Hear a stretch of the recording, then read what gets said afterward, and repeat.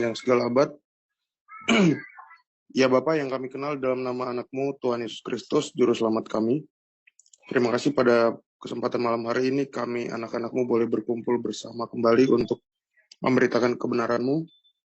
Pada malam ini kami segenap tim FIC boleh mendengar firman-Mu melalui Romo Michael Roring yang pada malam hari ini berkenan menyempatkan waktunya kepada kami untuk membahas tentang alam roh dan eksorsisme. Berikanlah kami hikmat ya Bapak agar kami beroleh pengetahuan yang bermanfaat bagi pertumbuhan rohani kami. Demikian permohonan kami ini, kami serahkan ke dalam kuasa Roh-Mu yang selalu menyertai kami. Haleluya, amin. Kemuliaan bagi Sang Bapa, Sang Putra, serta Sang Roh Kudus, sekarang dan sepanjang segala abad. Amin. Amin. Haleluya, amin. Oke teman-teman, tolong di-mute semua. Saya akan mulai dari OBS saya. Sebentar ya, kasih waktu.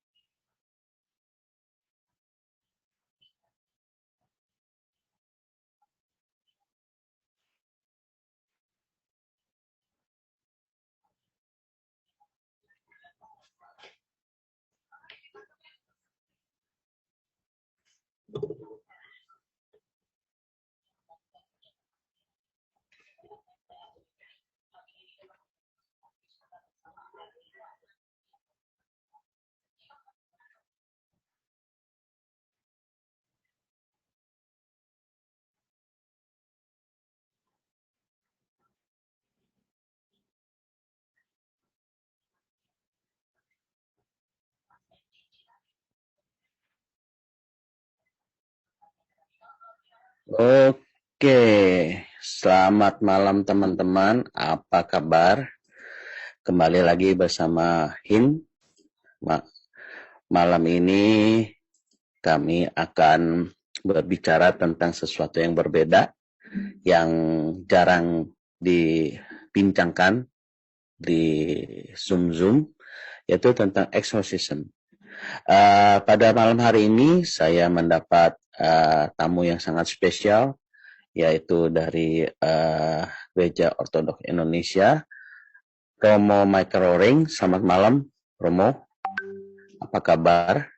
Selamat malam, puji Tuhan, sehat, baik kabar. Bisa dengar baik nih suaranya? Luar biasa, Pak. Juga saya ditemani oleh Bro Kayapas Al-Qudsar. Selamat malam, Bro Kayapas. Malam Pak In. Ya, luar biasa. Shalom. Nah, pada malam hari ini sebelum kita mulai Bro Aderion akan memberikan sedikit video pelayanan Pak atau Romo Michael Roring dalam pelayanan eksorsisme ini. Silakan Aderion.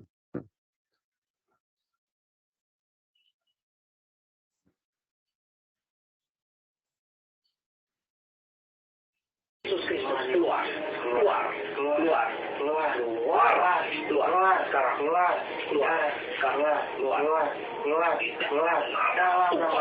sekarang. Lepas. Sama Tuhan.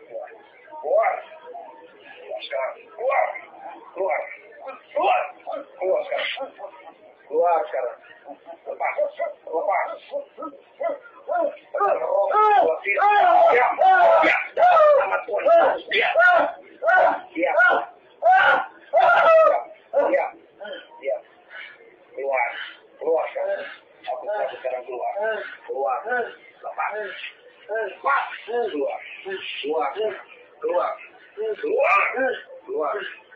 Keluar.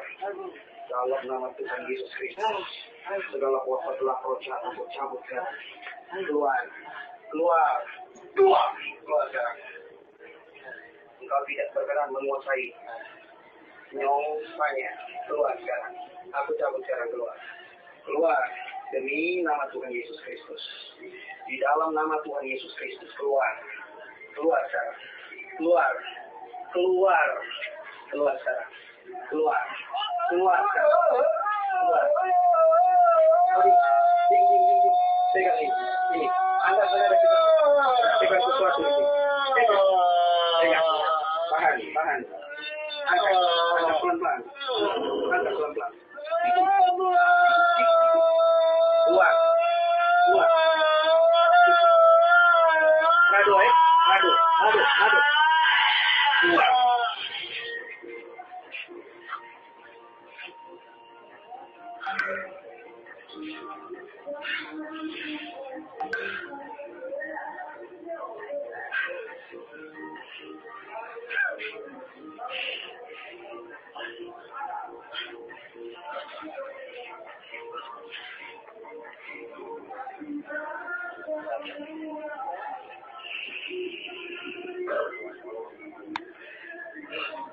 Sorry ya.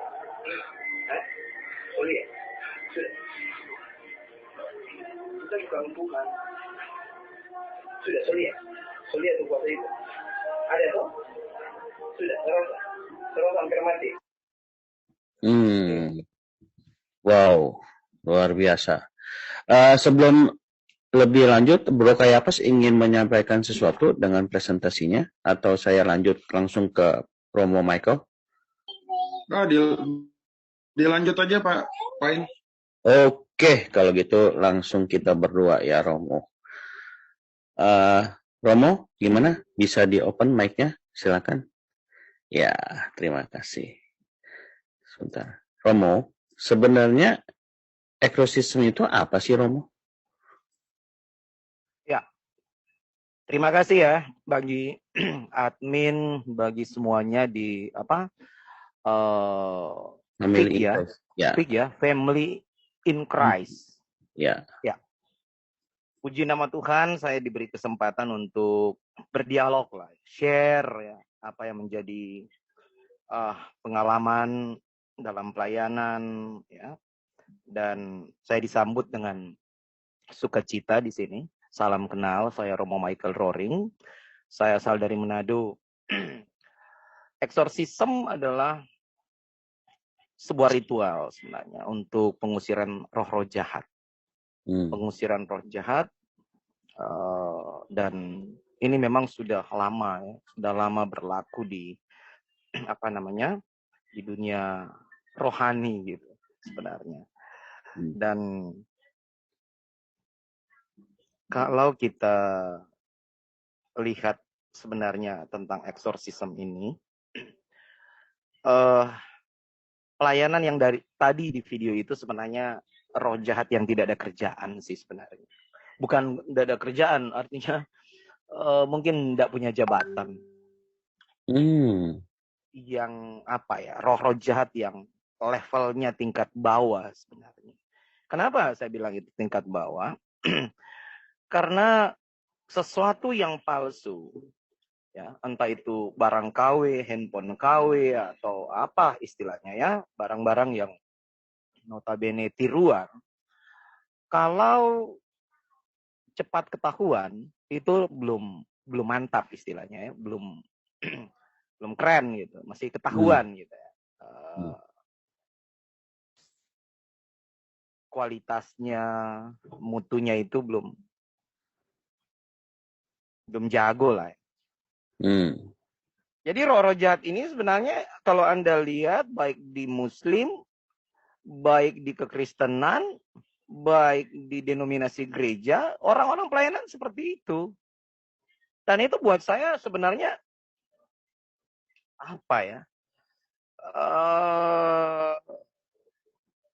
pelayanan untuk orang yang mencari tanda-tanda. Ya, mencari tanda-tanda. Memang di dalam firman Efesus pasal 6 ayat 12 ya. Efesus pasal 6 ayat 12 itu ada hierarki. Ya, kalau bisa ditampilkan ayatnya ya. Efesus pasal 6 ayat 12 ada hierarkinya. Ada tingkatan-tingkatannya gitu. Atau mungkin bisa dibaca lah gitu ya, biar kita waktunya cukup ini. Sebentar, Romo. Ya, Efesus 6 ayat 12.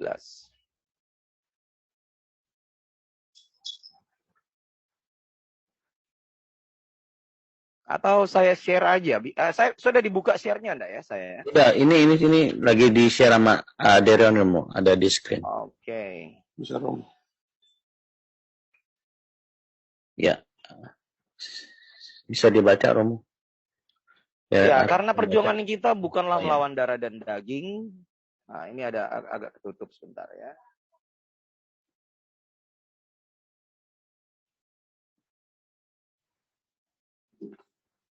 Bukanlah melawan darah dan daging, tetapi melawan pemerintah-pemerintah, melawan penguasa-penguasa, melawan penghulu-penghulu dunia yang gelap ini, melawan roh-roh jahat di udara.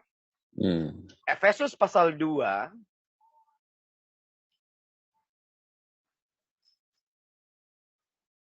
ayat 2. Kamu hidup di dalamnya karena kamu mengikuti jalan dunia ini. Karena kamu mentaati penguasa kerajaan angkasa, yaitu roh yang sekarang sedang bekerja di antara orang-orang durhaka. Ya. Kemudian di dalam Matius pasal 12 ayat 43.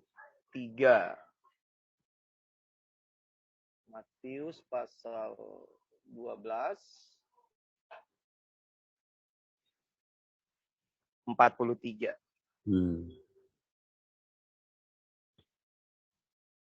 Mari kita perhatikan ayat ini. Kalau tadi ada hierarkinya, sekarang ayat dari Injil Matius pasal 12 43. Apabila roh jahat keluar dari manusia, berarti memang roh jahat ini tempatnya ada di manusia. Di mana nanti kita lihat sebentar ya. Apabila roh jahat keluar dari manusia, ia pun mengembara ke tempat-tempat yang tandus, mencari perhentian. Tetapi ia tidak mendapatnya. Ayat 44, lalu ia berkata, aku akan kembali ke rumah yang telah kutinggalkan itu. Maka pergilah ia dan mendapati rumah itu kosong, bersih, tersapu, dan rapi, teratur. 45. Lalu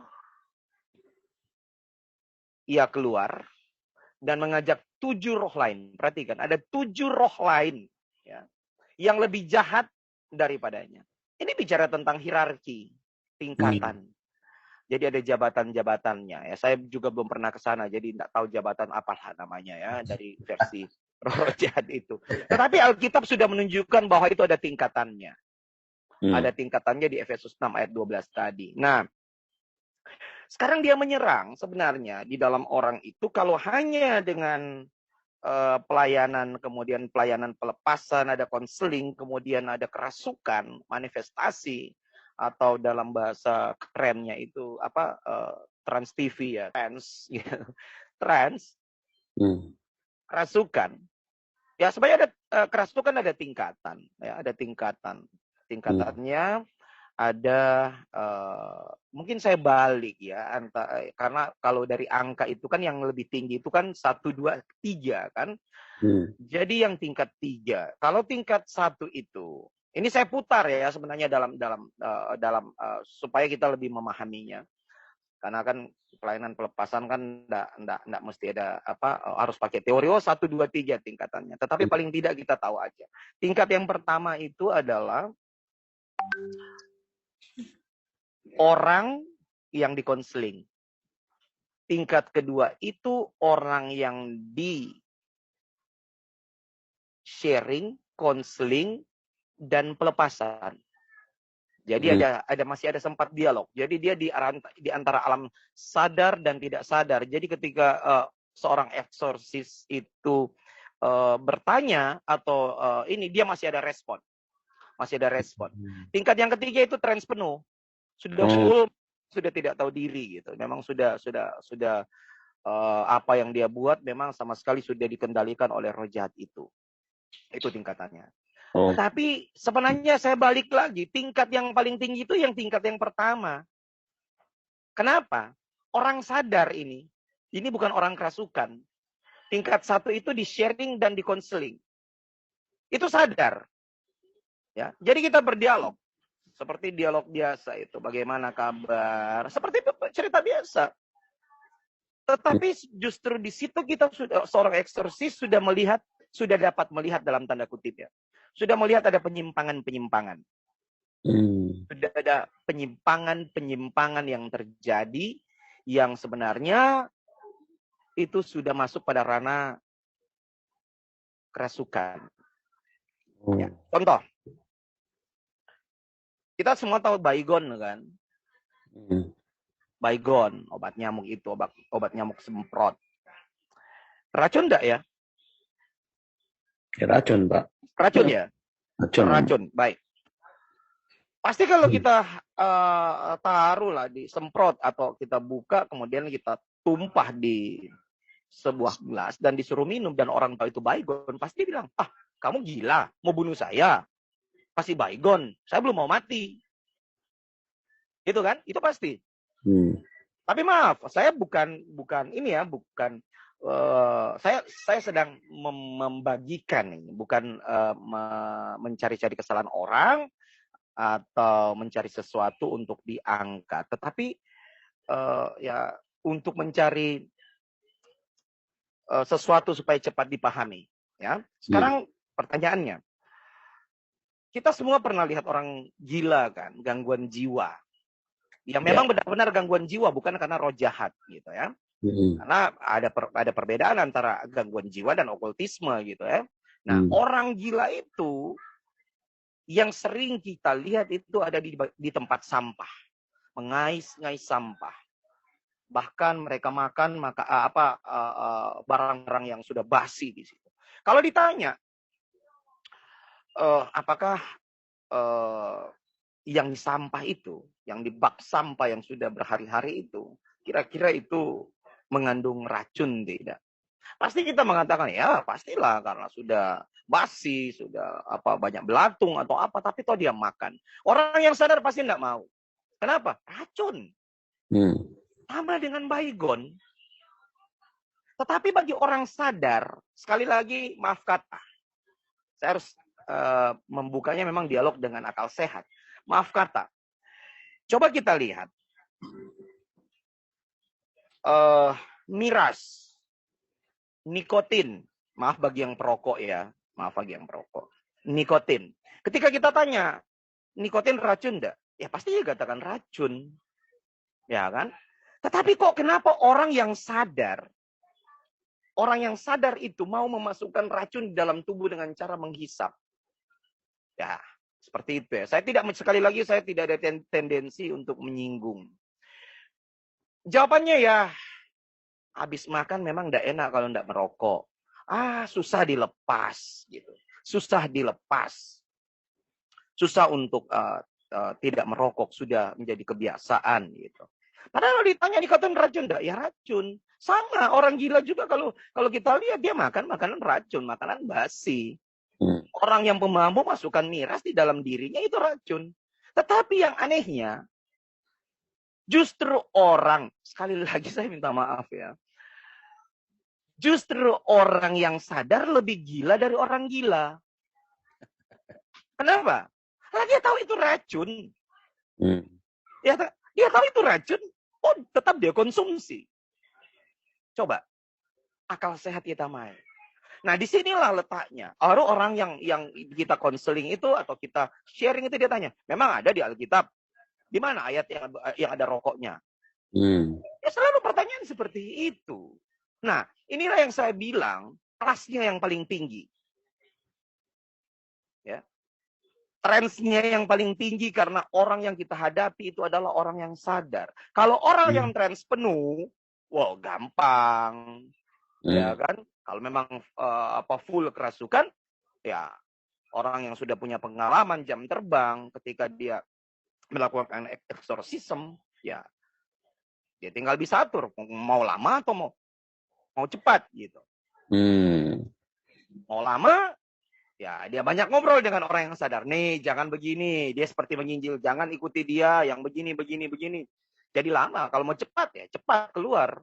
Ya kan, dilayani sudah keluar. Ada beberapa video yang saya ada di YouTube, cuman ada banyak sih videonya, cuman saya sudah tidak mau lagi karena pikir-pikir jangan sampai ada kesan cari pamor lah di atau cari monetasi atau apa. Sudahlah, saya mending layani video, dikonsumsi sendiri kalau sudah sekedar lihat, ya hapus gitu, atau ada orang yang apa namanya, yang di eksorsisme itu mau lihat ya diperlihatkan, ya mau ambil ya silakan. Nah, seperti yang terjadi di dalam Matius pasal 16. Matius pasal 16, kita lihat ayat 18, ayat 20 lah, ayat 20. 16-20.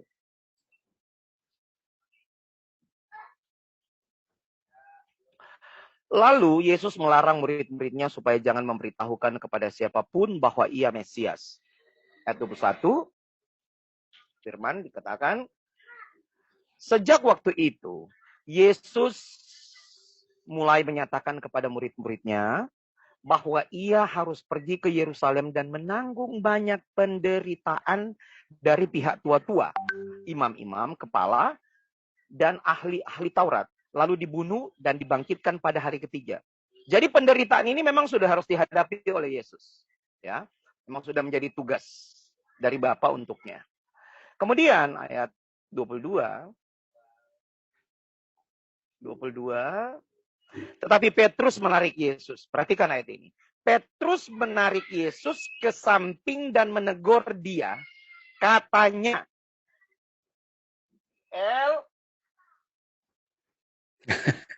Katanya L. Ya, sorry. Nggak apa-apa. Nggak apa-apa, Romo. Dia menegur dia katanya, Tuhan, kiranya Allah menjauhkan hal itu. Hal itu sekali-kali akan menimpa engkau. Ya kan? Ya. Ayat 23. Yesus berpaling. Yesus berpaling dan berkata kepada Petrus. Ingat, Petrus itu muridnya Yesus, bukan iblis. Nyala iblis. Loh, dia bicara dengan Yesus berbicara dengan Petrus yang adalah murid. Tetapi dikatakan, nyala iblis, engkau suatu batu sandungan bagiku. Sebab engkau bukan memikirkan apa yang dipikirkan Allah, melainkan apa yang dipikirkan manusia. Nyala engkau iblis, engkau suatu batu sandungan bagiku, sebab engkau bukan memikirkan apa yang dipikirkan Allah. Berarti pekerjaan iblis ini, itu ada di mana? Ada di pikirannya manusia. Roh jahat itu tempat bersarangnya itu ada di pikiran manusia. Ya? Ada di pikiran manusia. Sehingga kesempatan-kesempatan itu bisa masuk melalui pintu pikiran kita. Coba kita lihat dalam Efesus pasal 4 ayat 25.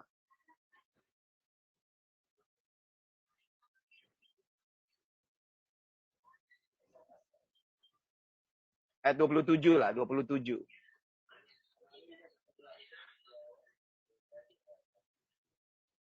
Ayat 27 ya.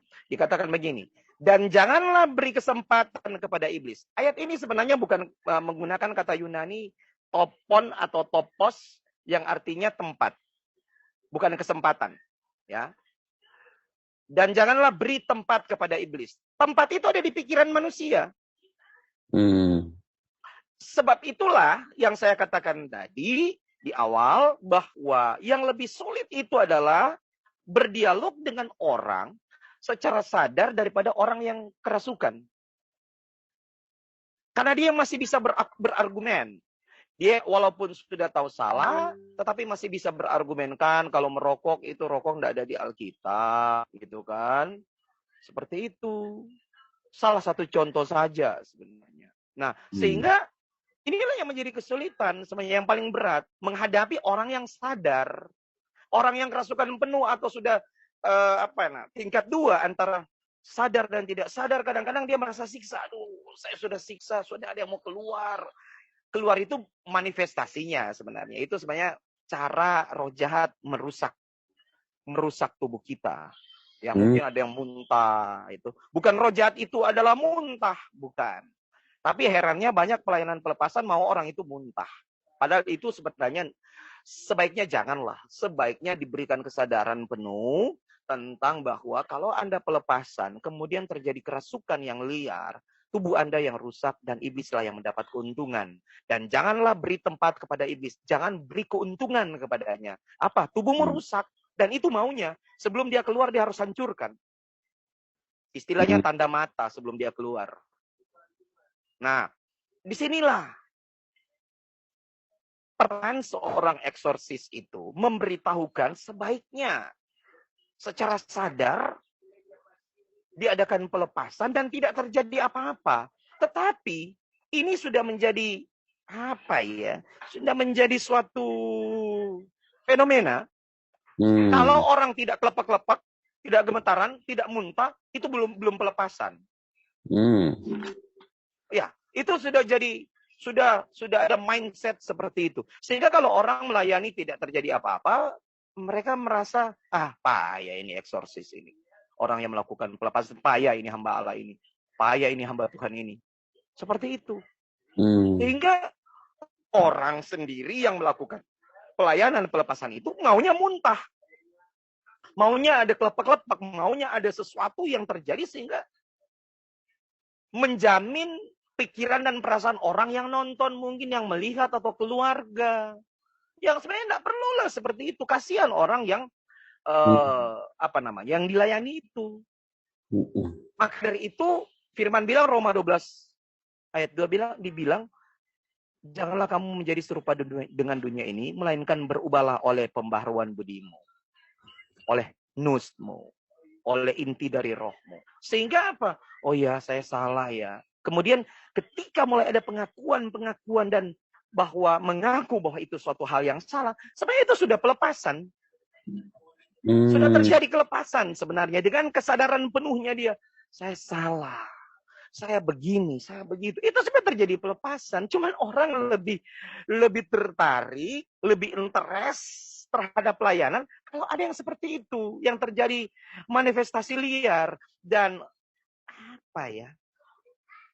Seorang eksorsis itu dia merasa ada sesuatu yang berbeda, kemudian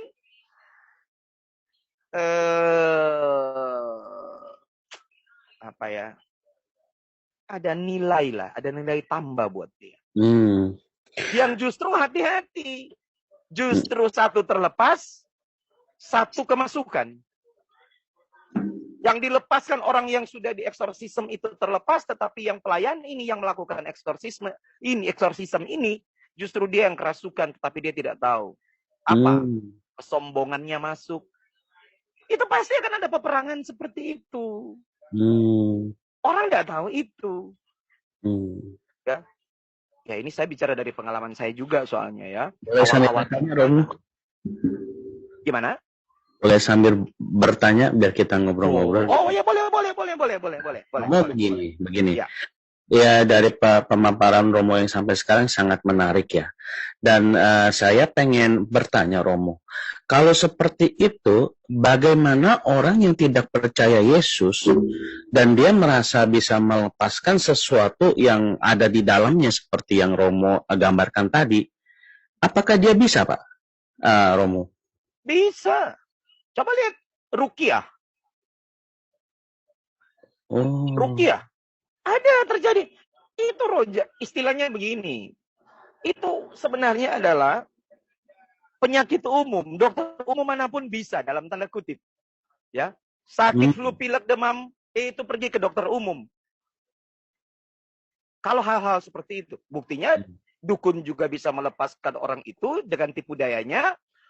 Orang yang tidak percaya Yesus bisa, contohnya Ruqyah, ya kan? Tetapi apa untungnya ke mereka? Tidak ada untungnya. Tetapi kalau datang kepada seorang hamba Allah yang murni pelayanannya, maka dia terlepas dan imannya bertambah. Kalau kedukun ke orang yang tidak percaya Yesus, Anda akan terpukau, imanmu tidak bertambah. Gitu. Nilai plusnya ada di iman kita bertambah. Oh puji Tuhan, bisa dimentor untuk mengenal Kristus lebih dalam. Jadi orang luar pun bisa. Kalau kita mau lihat di video-video, justru mereka lebih ekstrim. Bisa keluarkan paku, ya kan? Saya belum pernah seperti itu dan mudah-mudahan tidak pernah terjadi seperti itu. Iya, Ya kan? Coba sesuatu benda asing keluar dari tubuh. Itu ada yang rusak. Simpul-simpul saraf rusak, saraf-saraf kecil itu rusak. Ya. Karena dia apa? Dia masuk secara alam roh kan, beda dengan orang makan paku, ambil makan paku ya keluarkanlah dengan operasi. Tetapi ini dikirim lewat supranatural. Sebaiknya ya dia keluar secara supranatural, jangan keluarkan fisik. Ballpoint misalnya, ballpoint ini dia masuk secara supranatural. Keluarlah secara supranatural, jangan dibuat menjadi nyata. Rusak tubuh kita, pasti, itu pasti. Coba duri masuk di kaki kita, kena di kaki kita, masuk, mau dikeluarkan, ya kan pasti ada yang rusak, jaringan otot rusak, jaringan kulit rusak. Nah, apalagi sesuatu yang tadinya dimasukkan di alam roh, dia pakai jampi-jampi, mantra-mantra, bim, salabim. Ada roh yang ambil, dia bawa. Masuklah dia di dalam perutnya. Ya, kemudian dimantra lagi, kembali nyata. Ada paku di dalam perut. Ya, dia masuknya secara gaib. Keluarnya juga harusnya secara gaib. Nah, ngapain mesti ditampilkan secara nyata? Kalau itu ada. Tetapi banyak yang tipu-tipu, masukkan di dalam telur, ya itu tipu semua. Lihatlah pesulap merah. Gini Romo, berarti dalam hal ini Romo, saya bisa mengambil kesimpulan bahwa sebenarnya setiap manusia itu bisa mengeksorsis dirinya sendiri. Betul gak Romo ya? Iya, seharusnya. Gitu dalam level-level yang bawah. Level-level bawah.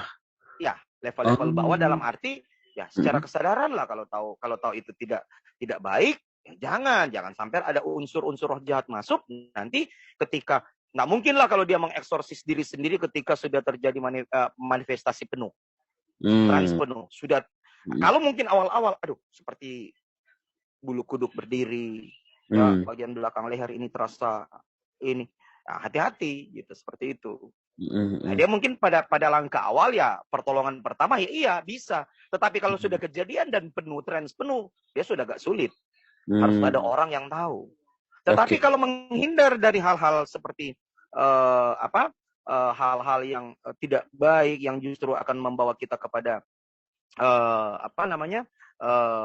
roh jahat mendapat tempat itu, kita bisa hindari dong. Oke, ya. Nah, Romo, menariknya adalah ketika orang yang ingin terjadi pelepasan sampai trans penuh itu, apakah orang itu harus ada pelatihan, maksudnya di training bagaimana caranya untuk mengatasi ketika orang itu trans penuh dan lain-lainnya, Romo? Untuk pelayanannya? Ya, betul. Oh iya. Ini kalau ditinjau dari sudut gereja sekarang, Gereja Ortodoks Indonesia, ya. Sebenarnya saya pun tidak bisa. Tidak bisa karena ada kanon gereja yang harus dilewati. Jadi ada episkop kami atau uskup kami yang harus memberikan otoritas itu karena ada hukum gereja. Sebenarnya pelayanan eksorsisme ini pelayanan yang berbahaya. Itu bisa sampai merenggut nyawa. Coba Anda nonton film-film eksorsisme yang pernah difilmkan. Itu sampai bahkan ada yang meninggal. Yang terakhir Romo nonton itu yang crucifixion. Ya, crucifixion itu seorang presbiter ortodoks yang tadinya sudah sudah dilarang oleh seorang episkopnya untuk tidak melakukan eksorsisme, tetapi dia mengambil pelayanan itu. Dan akhirnya orang itu kalau tidak salah meninggal gitu. Sampai polisi menangkapnya. Karena memang sampai begitu. Kalau itu memang roh jahat yang memang benar-benar yang punya jabatan yang punya pangkat, itu bisa sampai merenggut jiwa. Wow. Makanya otoritas gereja itu harus ada, dan memang sebenarnya ada pelatihannya. Ya, memang ada pelatihannya. Kalau di gereja itu memang ada pelatihannya. Jujur kalau Romo sendiri, karena Romo berkecimpung di dunia itu, ya sebelum bertobat masuk di dalam dunia itu, sempat masuk di situ. Ya jadi paling tidak Romo tahulah, ya, karena pernah berkecimpung di dunia itu. Sehingga Iya. ini. Kemudian dibekali dengan firman-firman, sebelum jadi ortodoks, saya pelayanan pelepasan. Yang tadi video itu ditampilkan itu saya belum ortodoks. Tetapi setelah saya ortodoks, saya diberikan blessing oleh Romo Daniel untuk tetap melanjutkan pelayanan pelepasan. Walaupun memang masih ada sedikit gaya karismatiknya. Gitu. Kalau ada video saya yang satu, itu memang sudah full saya ortodoks. Ya.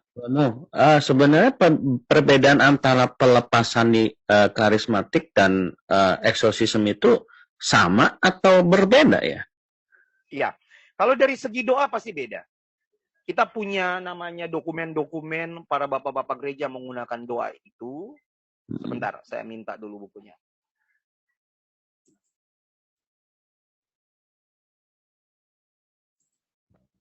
Jadi ada dokumen-dokumen doa yang itu memang sudah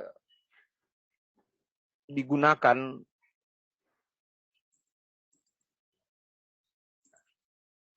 Ini salah satu doa, saya perlihatkan.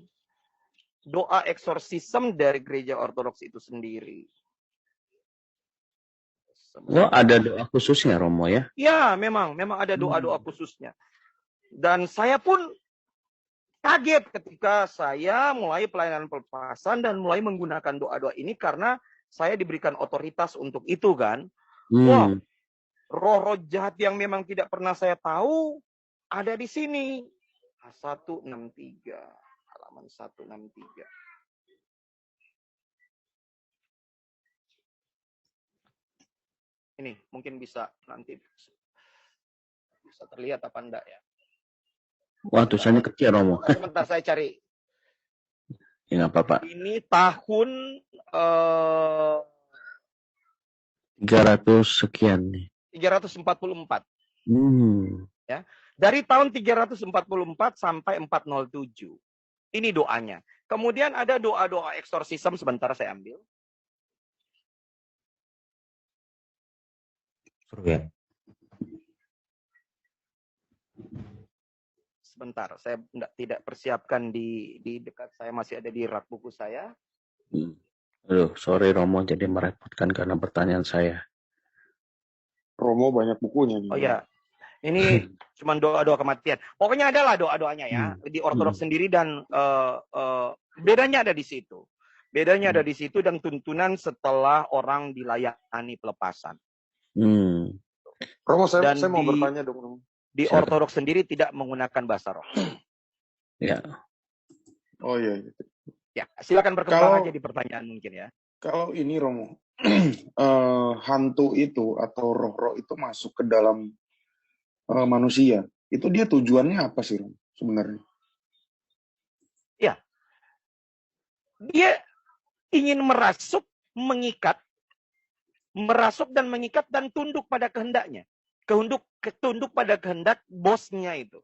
Kalau yang roh-roh jahat tingkat bawah itu, dia menggoda supaya kita memang betul-betul jatuh dan ketagihan, terus mengikuti apa yang menjadi kemauan dari roh-roh jahat dan bosnya itu, si iblis itu.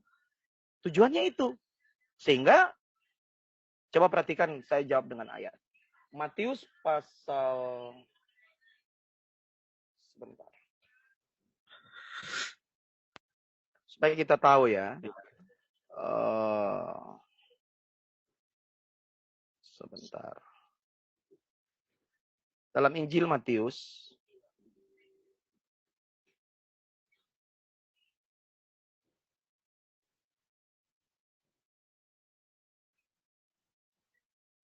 Matius pasal 25 ayat 41.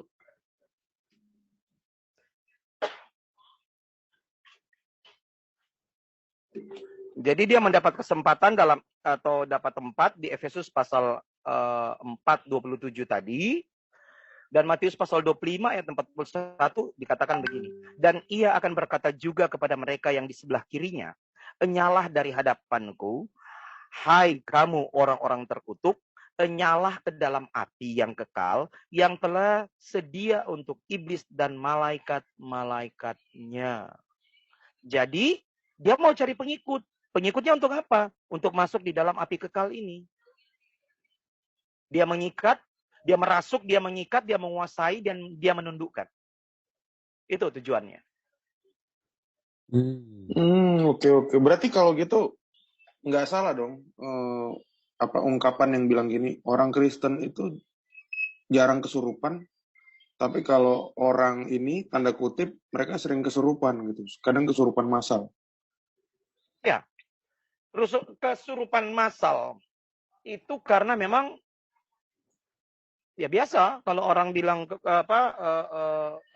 terjangkit istilahnya, itu memang ada. Bahkan Romo pernah melayani sekaligus 5 orang sekaligus yang kerasukan. Kerasukan langsung 5 orang, ya. Dan bukan Romo itu super power atau manusia super, tetapi karena memang ada pembantu dalam tanda kutip di alam roh, malaikat. Ya malaikat ya kita minta dengan otoritas Tuhan, ya Tuhan, kami mohon sebagai hamba-Mu memohon otoritas yang daripadamu. Ya, perintahkan malaikat, dan Anda percaya atau tidak, malaikatlah yang mengikat. Terikat, memang terikat. Mau diikat bagaimana? Yang saya yakini bahwa bantuan itu datang, kita perintahkan malaikat ikat, terikat dia. Tidak bisa bergerak. Dan itu sudah, ya menjelaskan ini kan di alam roh, jadi agak-agak ini ya. Ya diam, disuruh diam, dia diam. Seperti itu. Ya, ada kerasukan massal. Itu karena apa? Karena Matius pasal 12 tadi. Coba kita lihat lagi ya, Matius pasal 12 ayat 43. Jawabannya ada di situ. Ya, ayat 43 dulu ya. Apabila roh jahat keluar dari manusia, ia pun mengembara ke tempat-tempat yang tandus. Tuh, dia mengembara ke 12:43. Dia mengembara ke tempat-tempat yang tandus, dia mencari tempat perhentian. Dia mencari orang-orang, karena kan roh jahat keluar dari manusia. Berarti dia mengembara ke tempat-tempat orang yang tidak memiliki kebenaran firman Allah. Yang mudah untuk dimasukinya. Apabila roh jahat keluar dari manusia, ia pun mengembara ke tempat-tempat yang tandus. Tempat-tempat yang kering, yang memang notabene tidak ada firman, tidak menjadi pelaku firman. Ia mencari perhentian. Tempat-tempat yang tandus mencari perhentian. Tetapi ia tidak mendapatkannya. Lalu ia berkata, aku akan kembali ke rumah yang telah kutinggalkan itu. Rumah yang tadi, orang yang sudah dia rasuki, dia keluar, dia cari tempat orang-orang lain dia tidak ketemu. Malah dia katakan dia akan kembali ke rumah yang pernah dia tinggali itu. Maka pergilah ia mendapati rumah itu kosong, bersih tersapu dan rapi teratur. Artinya orang yang tidak memiliki kehidupan rohani. Dia kembali bahkan dia panggil 7. Lebih jahat dari itu. Maka kalau kerasukan massal itu bisa terjadi karena ini. Karena roh jahat itu keluar, dia cari tempat yang lain. Bisa kerasukan. Dia panggil yang lebih. Pasukannya datang. Ingat legion kan? Yeah. Itu. Kemudian dia merasuki secara massal. Tetapi datang kepada diri kita sendiri sebenarnya. Kalau memang kita memiliki kebenaran firman, pelaku firman, ya kalau itu sudah nyata, yang bahaya itu yang tidak nyata, bukan tidak nyata, yang tidak bereaksi. Dia masuk dan dia tidak bereaksi. Dan kita hanya menganggap itu hal biasa. Seperti sakit. Lah, saya tidak sakit kok, masa dibawa ke rumah sakit. Padahal sakit sebenarnya. Cuman takut karena takut suntik, nggak mau minum obat. Saya sehat.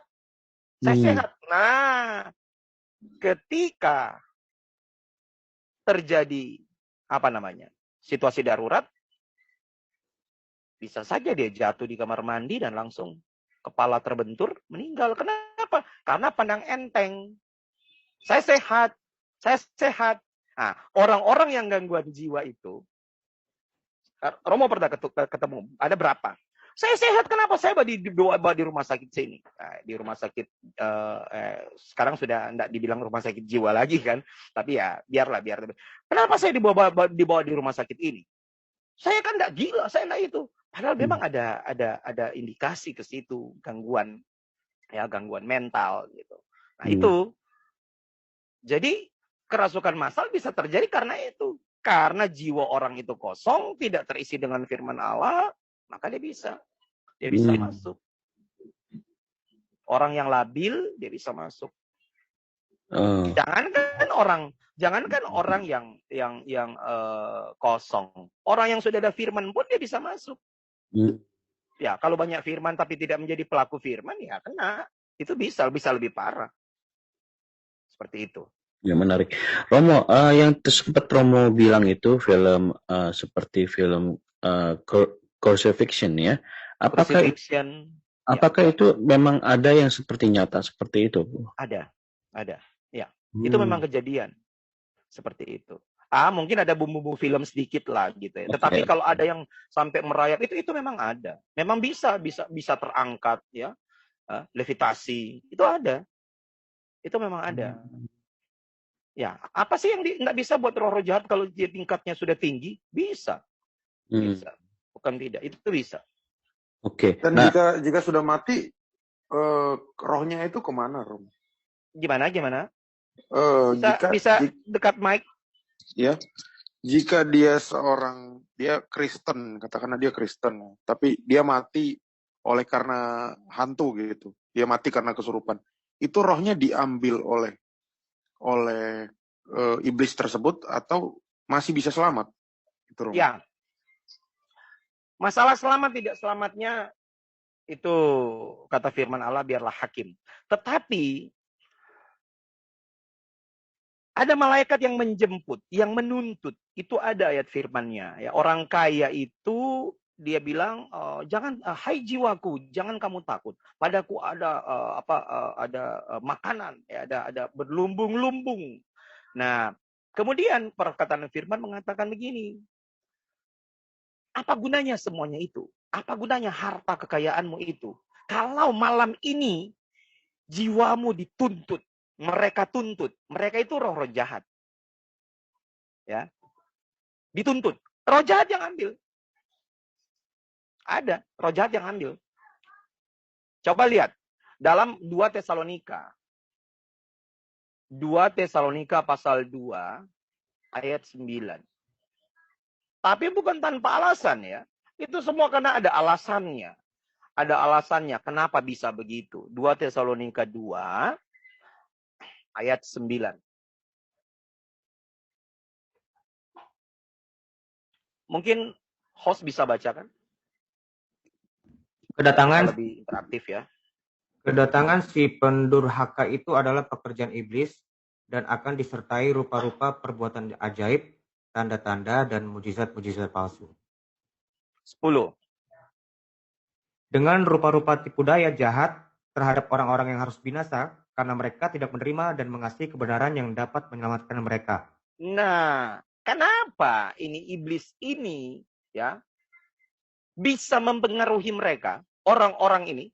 Karena, perhatikan baik, dengan rupa-rupa tipu daya, jahat terhadap orang-orang yang harus binasa. Pertanyaannya, kenapa orang-orang ini binasa?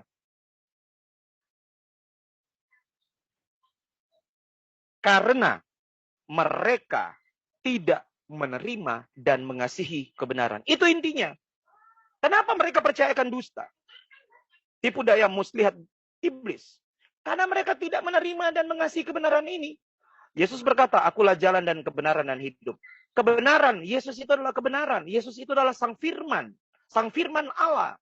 Yang punya kuasa. Yang menjadikan langit dan bumi dan segala isinya. Tetapi mereka tidak mau menerima dan mengasihinya. Kebenaran firman Allah ini. Yang dapat menyelamatkan mereka. Ayat 11. Dan itulah sebabnya Allah mendatangkan kesesatan atas mereka yang hendak... Stop. Itulah sebabnya Allah mendatangkan kesesatan. Salah. Bukan Allah. Masa Allah mendatangkan kesesatan? Iya. Oh, Allah ya? Allah. Kok kenapa Allah? Pertanyaan, kenapa Allah mendatangkan kesesatan itu? Ada sebabnya. Sebabnya adalah karena mereka tidak menerima dan mengasihi kebenaran itu. Inilah yang bahaya. Ini yang paling bahaya. Sehingga Allah mendatangkan kesesatan. Loh, Allah begitu jahat. Nggak jahat, Allah nggak jahat. Yang jahat manusianya yang tidak mau menerima dan mengasihi kebenaran yang dapat menyelamatkan mereka. Sehingga apa? Diserahkanlah dia kepada iblis. Ada lagi ayatnya. Coba kita lihat.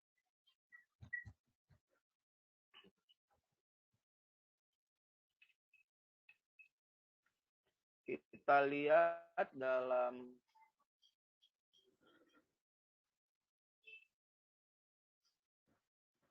Satu Timotius 1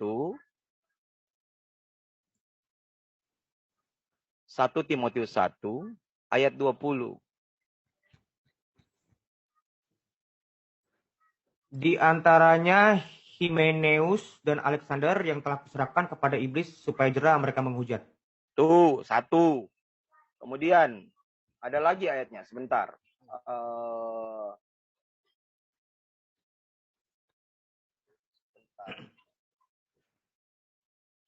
Serahkan kepada iblis.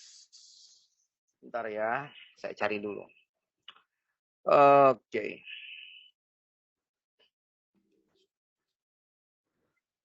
Wah, menarik ini.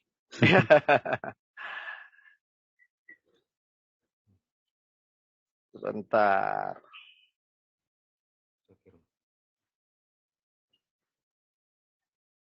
1 Korintus 5 ayat 5.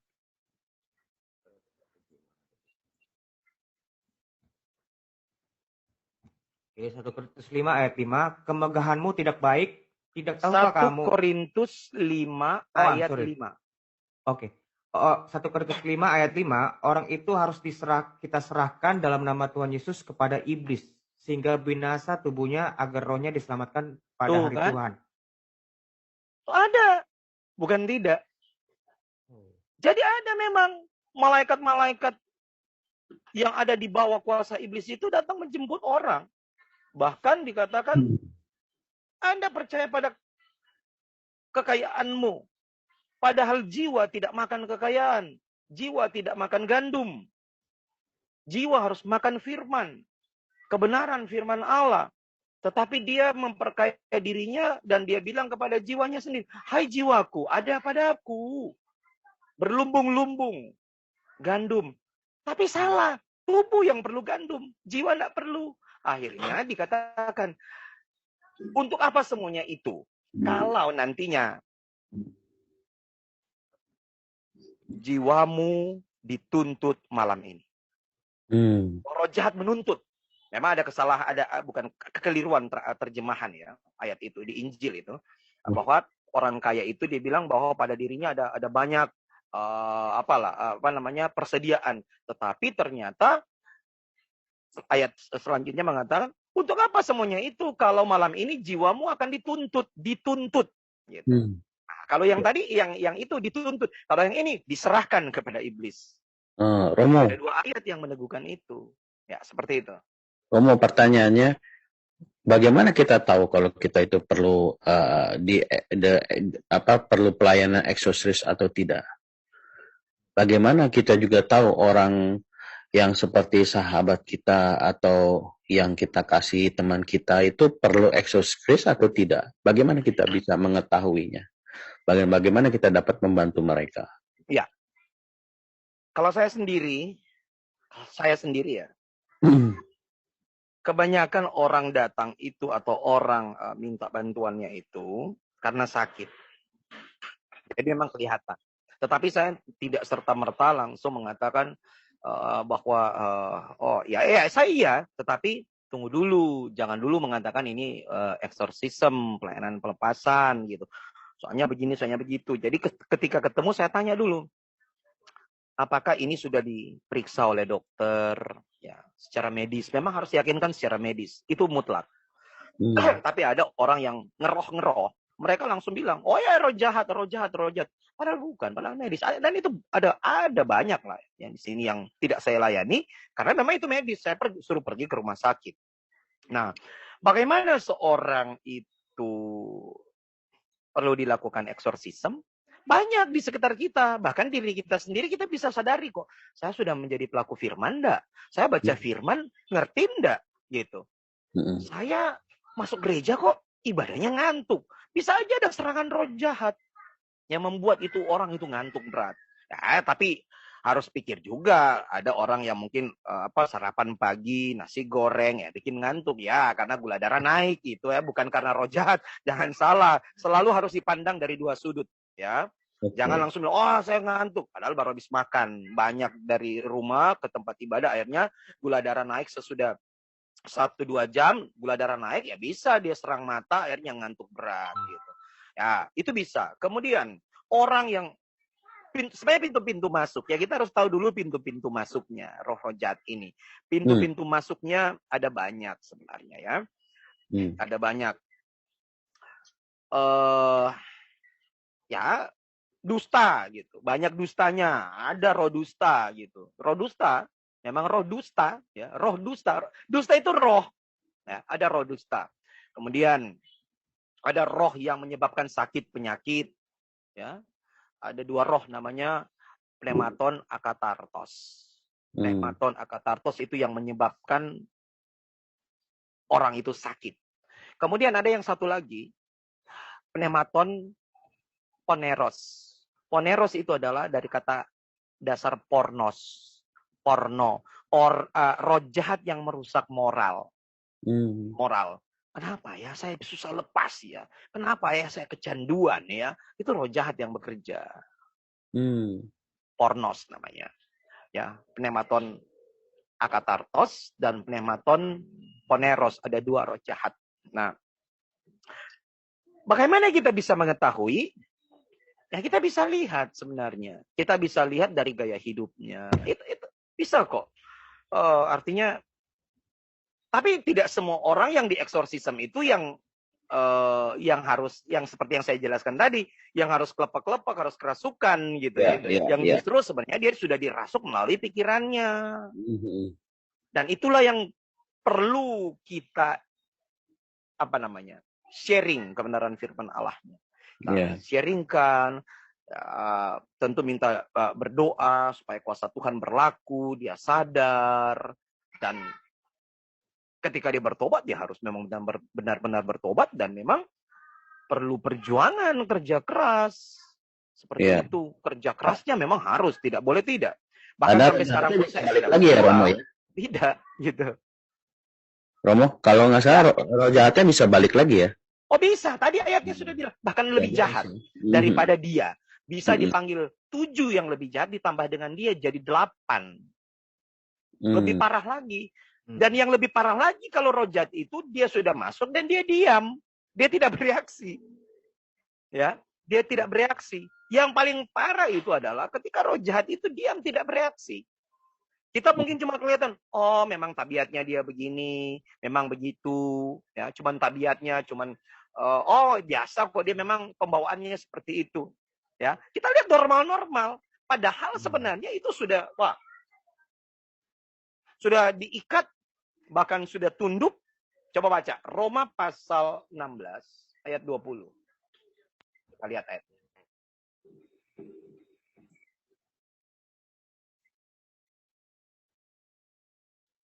Roma pasal 16 ayat 20. Oke, Roma 16 ayat 20. Semoga Allah, sumber damai sejahtera, segera akan menghancurkan iblis di bawah kakimu. Kasih karunia Yesus, Tuhan kita menyertai kamu. Ya, sebenarnya iblis itu ada di bawah kaki kan. Sekarang tidak lagi. Kepala kita diinjak oleh iblis. Sudah jadi kebalikan. Nah, yang bahayanya kalau kita tidak menyadari itu. Setelah roh jahat, roh jahat lah, saya pakai level yang bawah, roh jahat ya. Roh jahat itu dia datang merayu, kita termakan umpan, kemudian dia menguasai, kemudian dia mengikat, dan akhirnya dia merasuk. Dan selanjutnya lebih parah lagi, akhirnya kepala kita diinjak oleh iblis. bukan iblis lagi di bawah kaki. Ini harus kita pahami. Sehingga orang sudah sulit bertobat, sudah sulit untuk berbalik. Pasti dia bilang, saya sudah rusak begini, mana bisa Tuhan mengampuni saya. Itu tinggal butuh kasih karunia Tuhan. Dan sayalah pelakunya dulu. Oke. Nah, Romo. Dan syukur kepada Tuhan. Saya bisa terlepas, bisa dilepaskan. Dan akhirnya berjuang. Seperti itu. Ya. Romo, nah apakah nanti bersedia menerima pertanyaan daripada teman-teman yang ada di Zoom? Boleh. Oke. Dengan senang hati. Oke. Sekali lagi saya masih bisa menjawab ya. Ya. Romo, saya pertanyaan terakhir nih. Pandangan Romo tentang ayat yang bagaimana Yesus bilang, roh ini tidak bisa diusir kecuali dengan doa dan puasa. Ini pandangan dari Romo Michael seperti apa ya, Romo? Ya, memang ada. Saya pernah mengalami itu. Sudah berapa hari ya dilayani. Tidak ada, sepertinya tidak ada tanda-tanda. Tidak ada tanda-tanda dia terlepas. Ya, dia terlepas. Akhirnya mengambil tindakan untuk puasa. Dan kami layani. Ya, dan akhirnya ya, puji Tuhan bisa terlepas. Itu memang ada. Karena di puasa itu ada kuasa dalam puasa itu. Doa dan puasa ya, bukan hanya puasa, ada doa dan puasa. Ya, karena memang itu kan Roma 1 ayat 16 kan berkata. Roma 1 ayat 16. Sebentar Romo, asisten saya akan buka.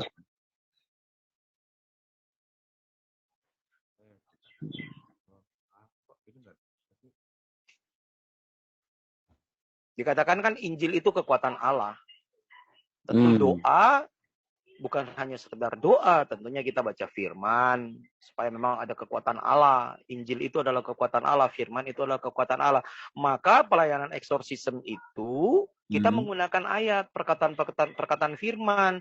Ketika kita mau memutuskan itu secara alam roh, kekuatan roh jahat mengikat, kita pakai Efesus pasal 16 ayat 17, 18 dan Efesus perlengkapan senjata Allah lah. Efesus pasal 6 ayat 13 dan seterusnya sampai 18. Ya, pedang roh yaitu adalah firman Allah gitu. Seperti itu. Itu memang mutlak. Bahkan memang saya sering sebelum ya kebetulan waktu itu sedang puasa, kemudian ada orang yang minta saya layani orang pelepasan.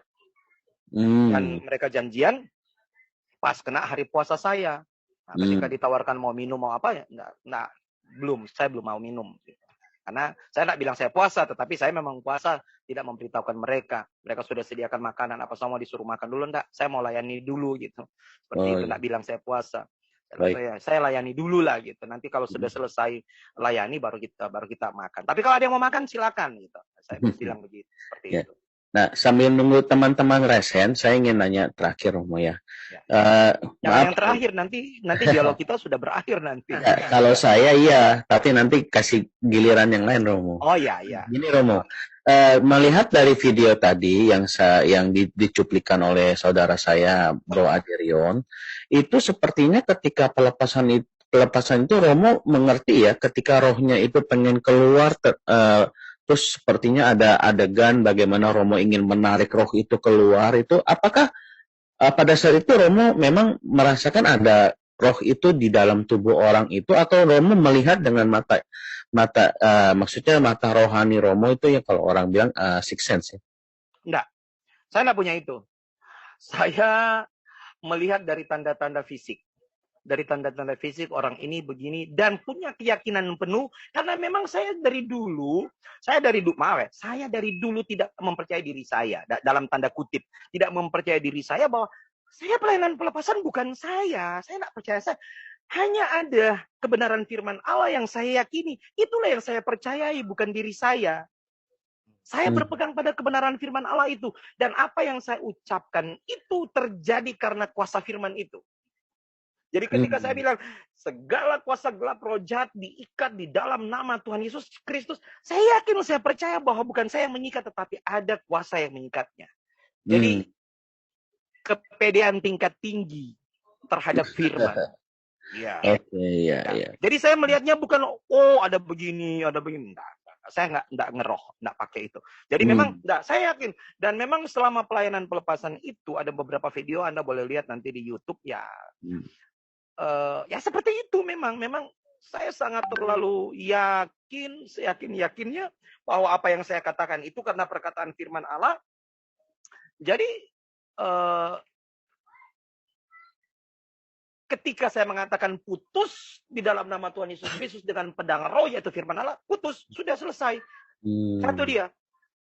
Memang ada anggota umat di sini di parokia kami waktu pelayanan pelepasan, kami tidak menggunakan buku doa. Ada buku doa yang lumayan panjang kalau dibaca, dan kita tidak menggunakan doa itu. Tetapi saya tetap menggunakan firman Allah, dan pada bagian akhirnya saya katakan segala kuasa gelap, roh jahat terputus di dalam nama Tuhan Yesus Kristus, terputus, dan orang itu diam gitu. Dia diam. Seakan-akan tidak terjadi sesuatu reaksi ketika saya mengatakan putus itu. Kemudian umat itu berbisik, Romo, pakai bahasa Manado, belum talapas, belum terlepas. Saya bilang masa,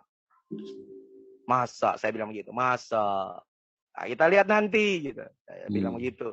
Setelah itu saya balik belakang dan tiba-tiba orang itu sudah sadar, gitu. Seperti itu. Dia sadar, dia umat itu ketawa, gitu. Saya bilang, nah, bukan apa, saya sangat yakin dengan perkataan-perkataan firman. Sebenarnya bukan pede diri saya sendiri, tetapi memang ya saya terlalu sangat pede dengan firman yang saya gunakan seperti itu. Itu yang saya katakan kepada umat itu sebenarnya ya. Jadi ya itulah yang terjadi, mujizat itulah yang terjadi. Jadi terjadi pelepasan, terjadi sukacita, dan tinggal orang itu yang akan berjuang untuk melanjutkan kehidupan rohaninya. Kalau tidak ya bisa diserang dan roh jahat bahkan lebih parah dari itu yang akan masuk. Seperti itu. Ya, Bro Kayapas, ada lagi yang ingin disampaikan atau gimana? Silakan Bro Kayapas, atau kita bisa lanjut ke penanya mungkin. Halo, Bro Kayapas.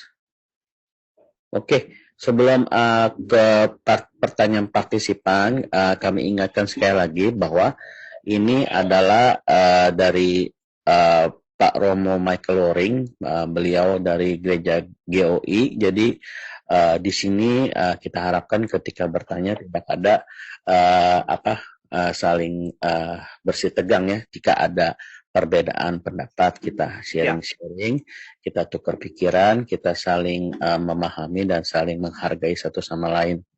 Ya, silakan. Saya lihat, ada Ko Jeff. Halo Ko Jeff, senior. Di open mic dulu Ko Jeff. Open mic dulu. Oh, nggak bisa. Oh, open mic. Oh, di mute sebentar. Sebentar. Ini tunggu sebentar ya. Di unmute themselves. Oh, oke. Itu sudah. Halo Ko Jeff, apa kabar? Selamat malam. Selamat malam. Silakan, waktu dan tempat saya berikan untuk bertanya. Terima kasih nih. Mau tanya Romo. Salam kenal Romo. Dimatiin Romo, Ya. Salam kenal, Ko Jeff. Tuhan berkati. Saya dari gereja bukan ortodok tapi modern. Katolik. Ya, apa-apa. Katolik. Mungkin bisa lebih dekat di mic-nya. Saya sebab kalau saya perbesar di sini itu feedback. Oke. Sekarang gimana Romo? Saya.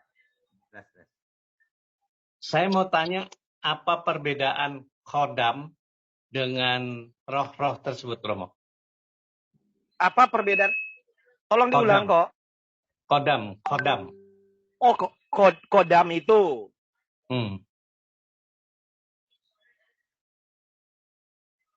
Kodam kan, pelindung diri kan? Iya, semacam Ya. begitu yang ada susuk apa gitu kan itu ada kodamnya ya. Sebenarnya itu semua itu adalah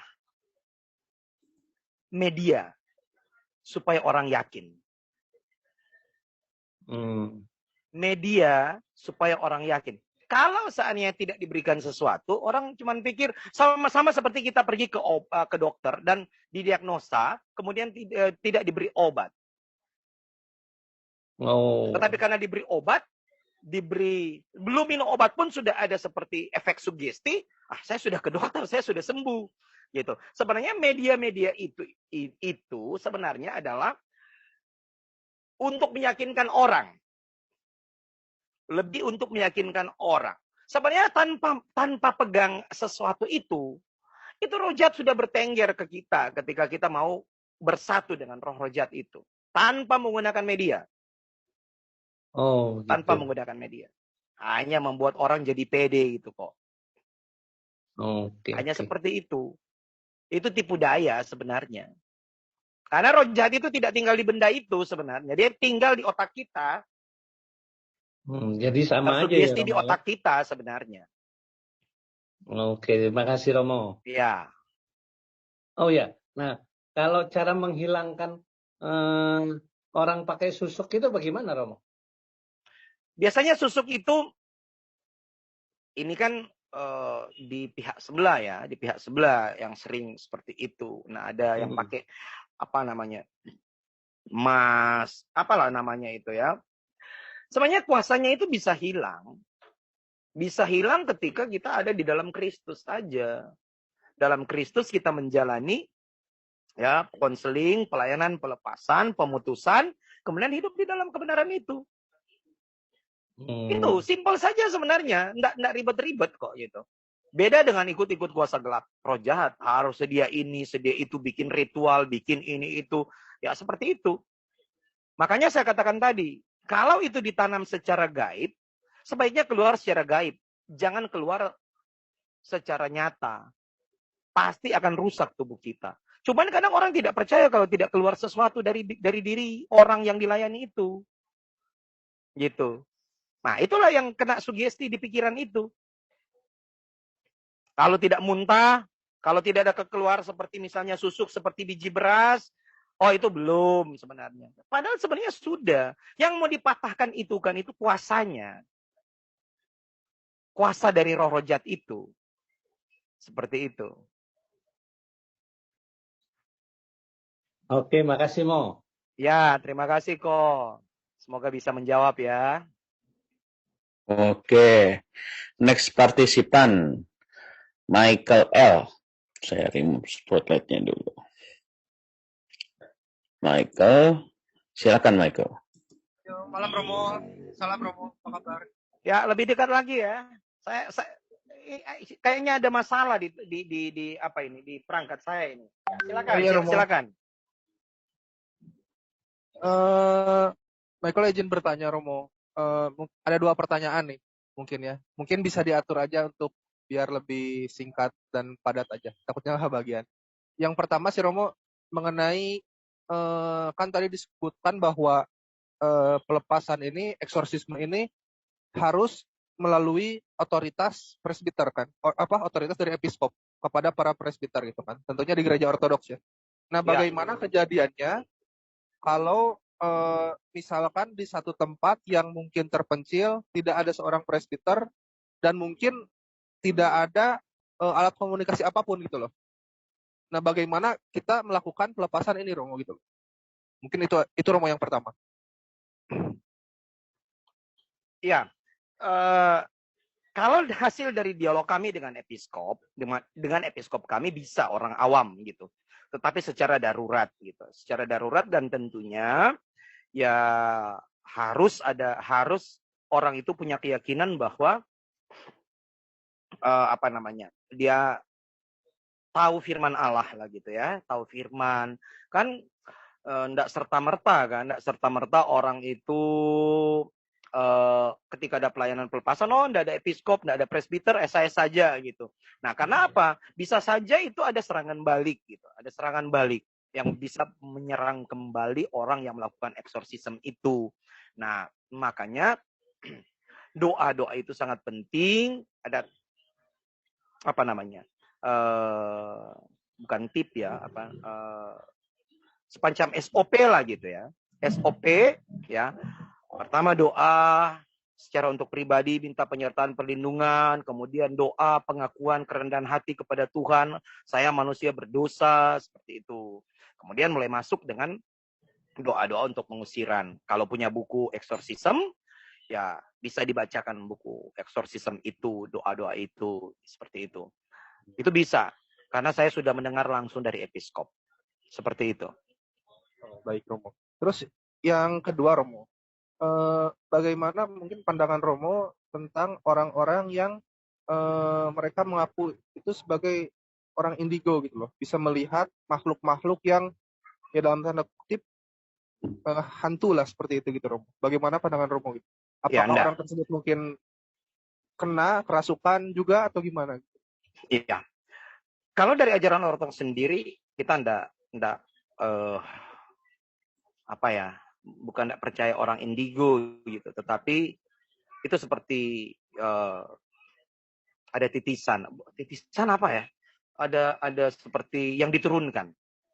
Atau kalau yang saya ikuti dulu itu adalah saya bukan satu darah dengan orang yang disebut orang yang punya ilmu itu, tidak sedarah, tetapi saya dipilih.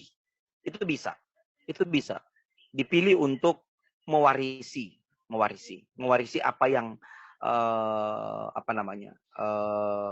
orang itu, apakah dialognya dengan roh-roh itu atau bagaimana, untuk transfer atau disalurkan ke saya. Seperti itu. Jadi orang indigo semacam itu di pemandangan gereja kami. Ya, jadi ada sebuah connect lah istilahnya. Oh, ini cocok. Seperti apa ya? Ya, orang yang mungkin apalagi dia garis keturunan yang harus diturunkan ke dia. Gitu. Tapi Romo, karena ada beberapa orang yang mungkin memiliki penglihatan seperti itu, dan mereka menganggapnya itu sebagai sebuah karunia dari Tuhan. Ya, memang ada orang yang menganggap itu sebuah karunia. Ya, ada orang yang menganggap itu sebuah karunia. Padahal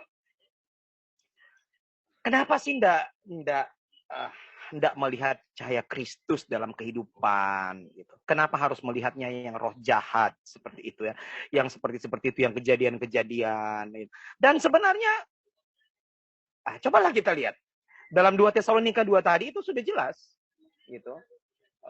2 Tesalonika pasal 2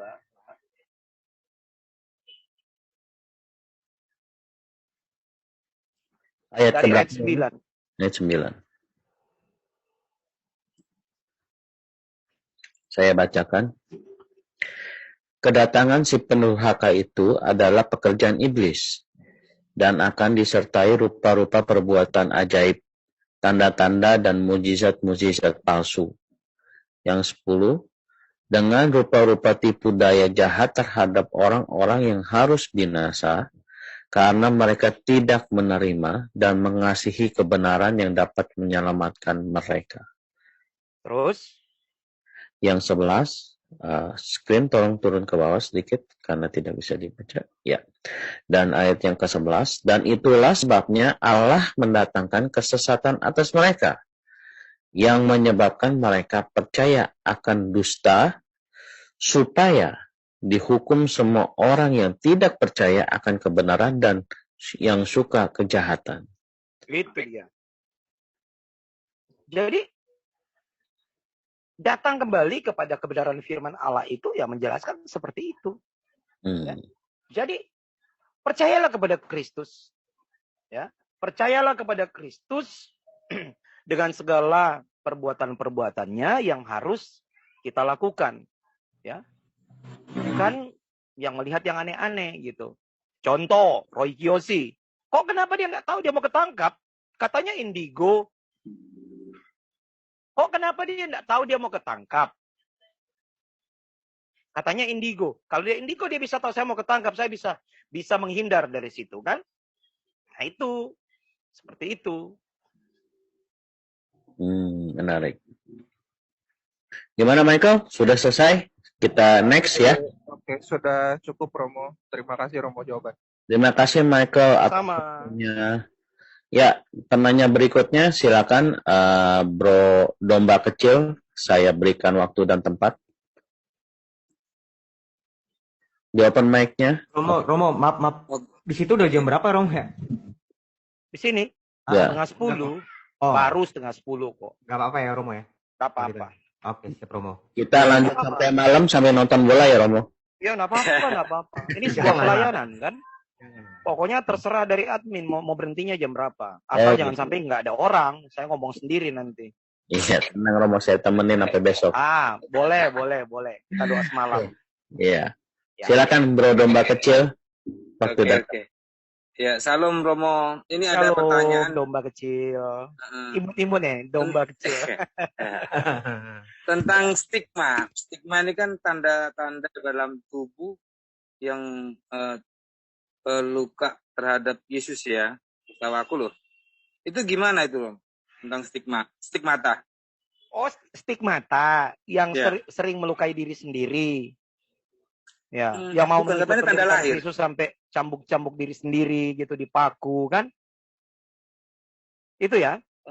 Setahu aku bukan, dia ada tanda, bukan dicambuk karena ada tanda-tanda di dalam di dirinya itu ya. Iya. Ya. Stigmata. Itu gimana itu? Iya. Stigmata itu film ya, yang itu kayaknya enggak ada. Kebenaran firman Allah tidak berbicara tentang itu. Ya, tidak berbicara tentang itu.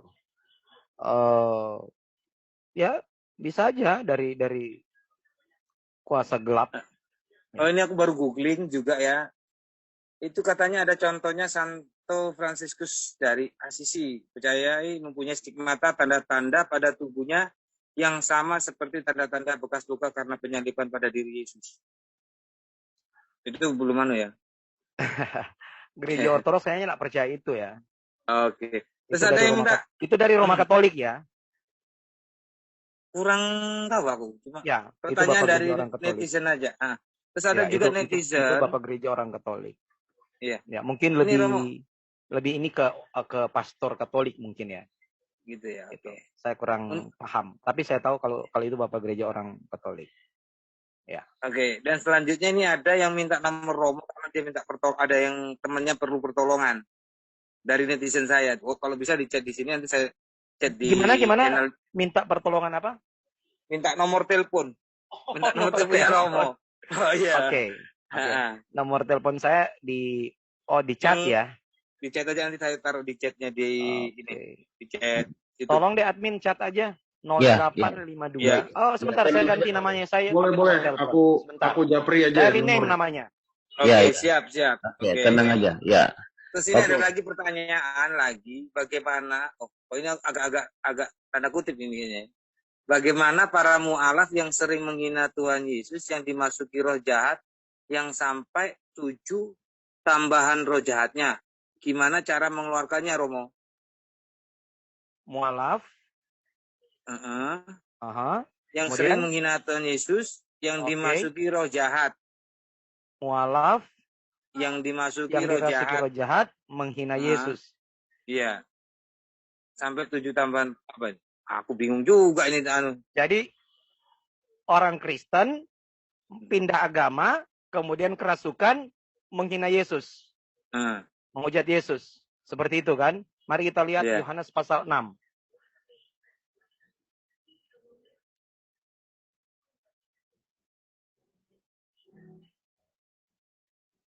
Yohanes pasal 6 ayat 65.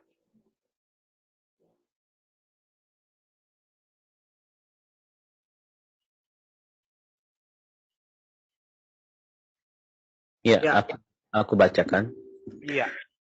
Lalu ia berkata, sebab itu telah kukatakan kepadamu, tidak ada seorang pun yang datang kepadaku kalau Bapa tidak mengaruniakannya kepadanya.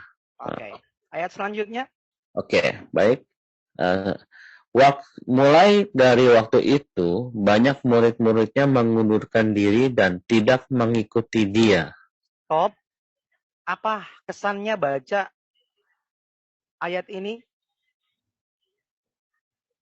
Murid-muridnya mengundurkan diri karena tidak. Ini Yohanes berapa sekarang yang dibaca ya? Yohanes 6. Aha. Ayat 65. Yohanes berapa? Yohanes 6. Yohanes 6 terus ayatnya? 65 dan 66. Ya, khususnya yang sekarang yang lagi di apa? Yang lagi 66. di Highlight. pilih itu apa namanya? Highlight ya 66. Di highlight ya. Yohanes berapa? Yohanes 6 ayat 66. Oke. Udah dapat pengertiannya? Udah. Dapat pencerahan? Dapat. Apa pencerahannya apa? Angka 666, bukan? Iya, bagus, mantap. Oke. Tidak lagi. Udah, terjawab. Oke. Terjawab. Ya udah, mualaf kok. Dan tidak percaya Yesus 666. Apalagi? Mengundurkan diri dan tidak lagi mengikuti dia. Betul. Ya kan sudah mengundurkan diri dari Yesus. Iya. Udah terjawab. Buatku. Oke, udah gitu aja Romo. Terima kasih banyak. Baik. Oke. Makasih, thank you ya. Oke. Ada ayat satu lagi. 1 Yohanes pasal 4.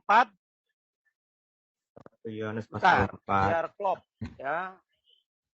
Mungkin Romo tidak banyak penjelasannya menunjukkan 1 Yohanes pasal 4 ayat 1. 4 ayat 1. 1 Yohanes 4 ya? Iya ini ya, kan. 1 Yohanes betul ayat. Betul itu. 1 Yohanes 4 ayat 1. Iya. Saudara-saudaraku yang kekasih, janganlah percaya akan setiap roh, tetapi ujilah roh-roh itu, apakah mereka berasal dari Allah. Sebab banyak nabi-nabi palsu yang telah muncul dan pergi ke seluruh dunia. 2. Demikianlah kita mengenal roh Allah. Setiap roh yang mengaku bahwa Yesus Kristus telah datang sebagai manusia berasal dari Allah. Terus? Dan setiap roh yang tidak mengaku Yesus tidak berasal dari Allah. Roh itu adalah roh antikristus dan tentang dia jelas. telah kamu dengar. Demikianlah. Oke. Roh itu adalah roh antikristus dan tentang dia telah kamu dengar bahwa ia akan datang dan sekarang ini ia sudah ada di dalam dunia. Tuh jawabannya. Oke, mantap. Ya, sekarang kita berikan waktu dan tempat kepada penanya terakhir atau bagi teman-teman yang ingin masih bertanya silakan raise hand. Basma Official, silakan waktu dan tempat aku berikan.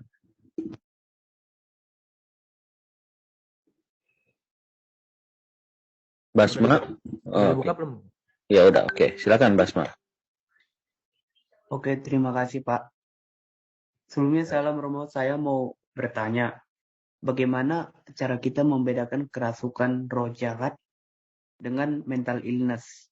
Karena saya pernah dengar kata pendeta, orang Kristen tidak akan bisa kemasukan roh jahat karena kita telah dipenuhi Roh Kudus, katanya Romo. Bagaimana tanggapan Romo? Terima kasih. Nggak benar itu.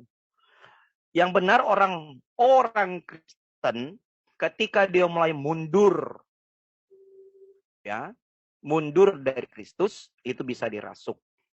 Ya, bukan orang Kristen tidak bisa dirasuk. Contohnya murid Yesus yang bernama Simon Petrus dalam Matius pasal 16 ayat 20, 21 dan seterusnya. Itu bisa. Ya, roh jahat bisa menyerang kita. Ya, kalau dia mundur. Ya. Jadi ada ayat-ayat. Kita harus menggunakan ayat. Banyak ayat-ayatnya sebenarnya. Tetapi kalau bilang tidak bisa dirasuk, orang Kristen itu bohong. Itu bohong. Justru orang Kristen itu diincar orang-orang Kristen yang saleh itu diincar. Makanya kehidupan gitu itu dituntut 2 Petrus pasal 3 ayat 11. Kita dituntut itu. Kesalehan kita dituntut. Oke, 2 Petrus pasal ayat 11. Jadi, jika segala sesuatu ini akan hancur secara demikian, betapa suci dan salehnya kamu harus hidup, yaitu kamu yang menantikan dan mempercepat kedatangan hari Allah. Pada hari itu langit akan binasa dalam api dan unsur-unsur dunia. Jika segala sesuatu itu akan hancur secara demikian, betapa suci dan salehnya kamu harus hidup. 1 Yohanes 2 ayat 6. Ini kehidupan-kehidupan yang tidak bisa dirasuk ini. 1 Yohanes 2 ayat 6. Barang siapa mengatakan bahwa ia ada di dalam Dia, ia wajib hidup sama seperti Kristus telah hidup. 2 Korintus pasal 4 ayat 4. 2 Korintus 4 ayat 4. Yaitu orang-orang yang tidak percaya, yang pikirannya telah dibutakan oleh ilah zaman ini, sehingga mereka tidak melihat cahaya Injil tentang kemuliaan Kristus, yang adalah gambaran Allah. Ini orang-orang yang bisa dirasuk dan dikuasai oleh roh jahat. 2 Korintus 10 ayat 4.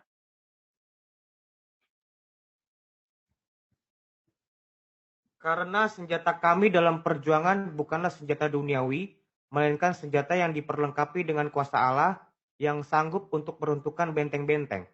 Tuh, ayat 5.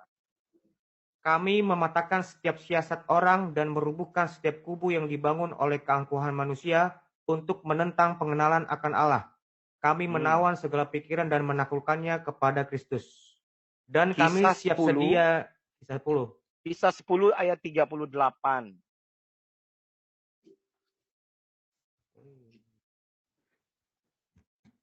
Kisah 10 ayat 38.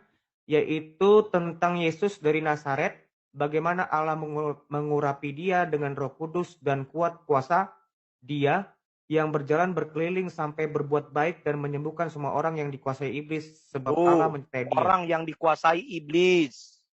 Ada kan? 1 Yohanes 5:19.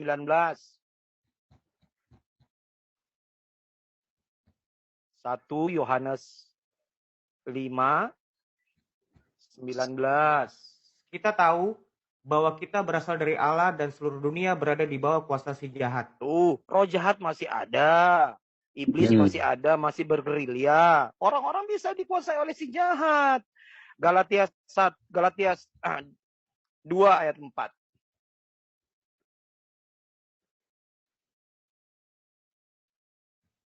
Galatia 2 ayat 4. Memang ada desakan dari saudara-saudara palsu yang menyusup masuk, yaitu mereka yang menyelundup ke dalam untuk menghadang kebebasan kita yang kita miliki di dalam Kristus Yesus, supaya dengan jalan itu mereka dapat memperhambakan kita. Itu semua kuasa-kuasa gelap. Matius 12:29. Matius 12 ayat 29. Matius 12 ayat 29. Atau bagaimanakah orang dapat memasuki rumah seorang yang kuat dan merampas harta bendanya apabila tidak diikat dahulu orang kuat itu? Sesudah diikatnya barulah dapat ia merampok rumah itu. Tuh kan? Jadi roh jahat itu bisa dikeluarkan, bisa dia menguasai kita. Termasuk orang-orang Kolose 3 ayat 5.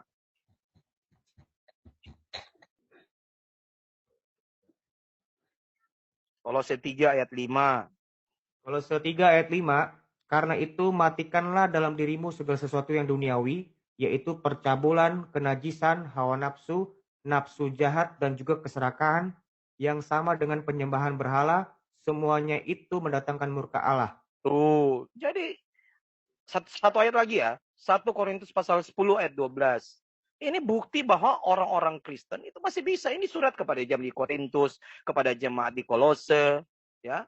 1 Korintus 10 ayat 12.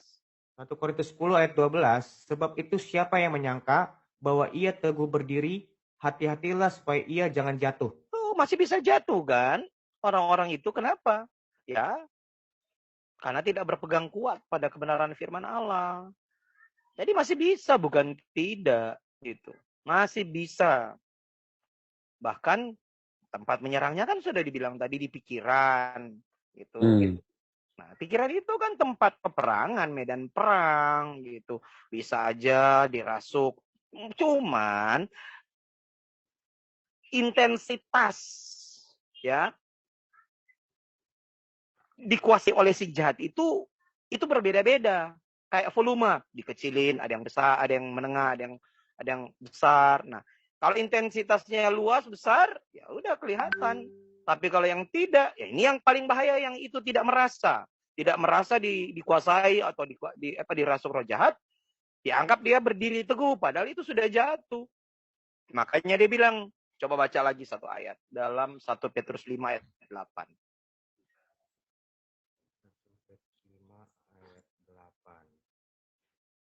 1 Petrus 5 ayat ke-8, sadarlah dan berjaga-jagalah.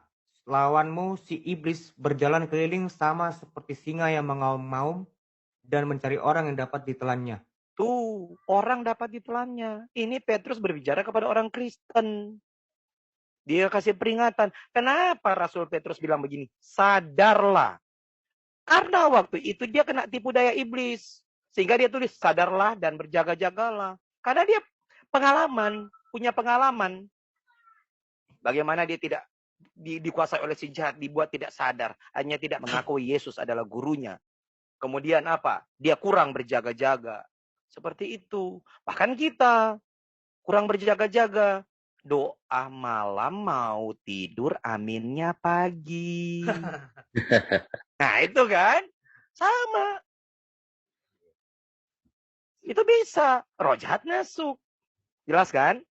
Jadi bohong kalau orang bilang orang Kristen tidak bisa dirasuk. Justru makanannya adalah orang-orang Kristen itu. Makanya jadilah orang Kristen yang 1 Yohanes pasal 2 ayat 6 tadi. Dan berjaga-jaga, sadar dan berjaga-jaga. Selalu rendah hati, jangan sombong. Seperti itu. 1 Yohanes 2 ayat 6. Ayat 3 dan ayat 6. 1 Yohanes pasal 2. Ayat 6. Ya, limanya ganti. Ya. 1 Yohanes 2. Ayat 3. Ayat 3. Dan inilah tandanya bahwa kita mengenal Allah, yaitu jikalau kita menuruti perintah-perintahnya. Orang Kristen ini. Terus? Barang siapa berkata, aku mengenal dia, tetapi ia tidak menuruti perintah-perintahnya, ia adalah seorang pendusta dan di dalamnya. Seorang pendusta. Yohanes pasal 8 ayat 44. Yohanes 8 ayat 44. Yohanes 8 ayat 44. Iblislah yang menjadi bapakmu dan kamu ingin melakukan keinginan-keinginan bapakmu. Ia adalah pembunuh manusia sejak semula dan tidak hidup dalam kebenaran. Sebab di dalam dia tidak ada kebenaran. Apabila ia berkata dusta, ia berkata atas kehendaknya sendiri, sebab ia adalah pendusta dan bapa segala dusta. Anda mau lihat orang Kristen dikuasai oleh roh jahat. Kisah 5 ayat 3 sampai 4. Kisah 5 ayat 3 sampai 4. Kisah 5 ayat 3 sampai dengan 4, tetapi Petrus berkata, Ananias, mengapa hatimu dikuasai iblis, sehingga engkau mendustai Roh Kudus dan menahan sebagian dari hasil penjualan tanah itu? Selama tanah itu tidak dijual, bukankah itu tetap kepunyaanmu? Dan setelah dijual, bukankah hasilnya itu tetap dalam kuasamu? Mengapa engkau merencanakan perbuatan itu dalam hatimu? Engkau bukan mendustai manusia, tetapi mendustai Allah. Tuh kan? Dia lihat di ayat 4 itu kan dikatakan. Ayat 3 kan dikatakan. Ayat 3 dibilang, Ananias, mengapa hatimu dikuasai iblis? Ya. Jelas kan? Efesus pasal 4 ayat 26-27. Yang tadi yang Romo katakan tadi. Efesus pasal 4 ayat 26-27. Efesus pasal 4 ayat 26 dan 27. Apabila kamu menjadi marah, janganlah kamu berbuat dosa. Janganlah matahari terbenam sebelum padam amarahmu, dan janganlah beri kesempatan kepada iblis. Tuh kan? Ada toh? 2 Korintus 12 ayat 7.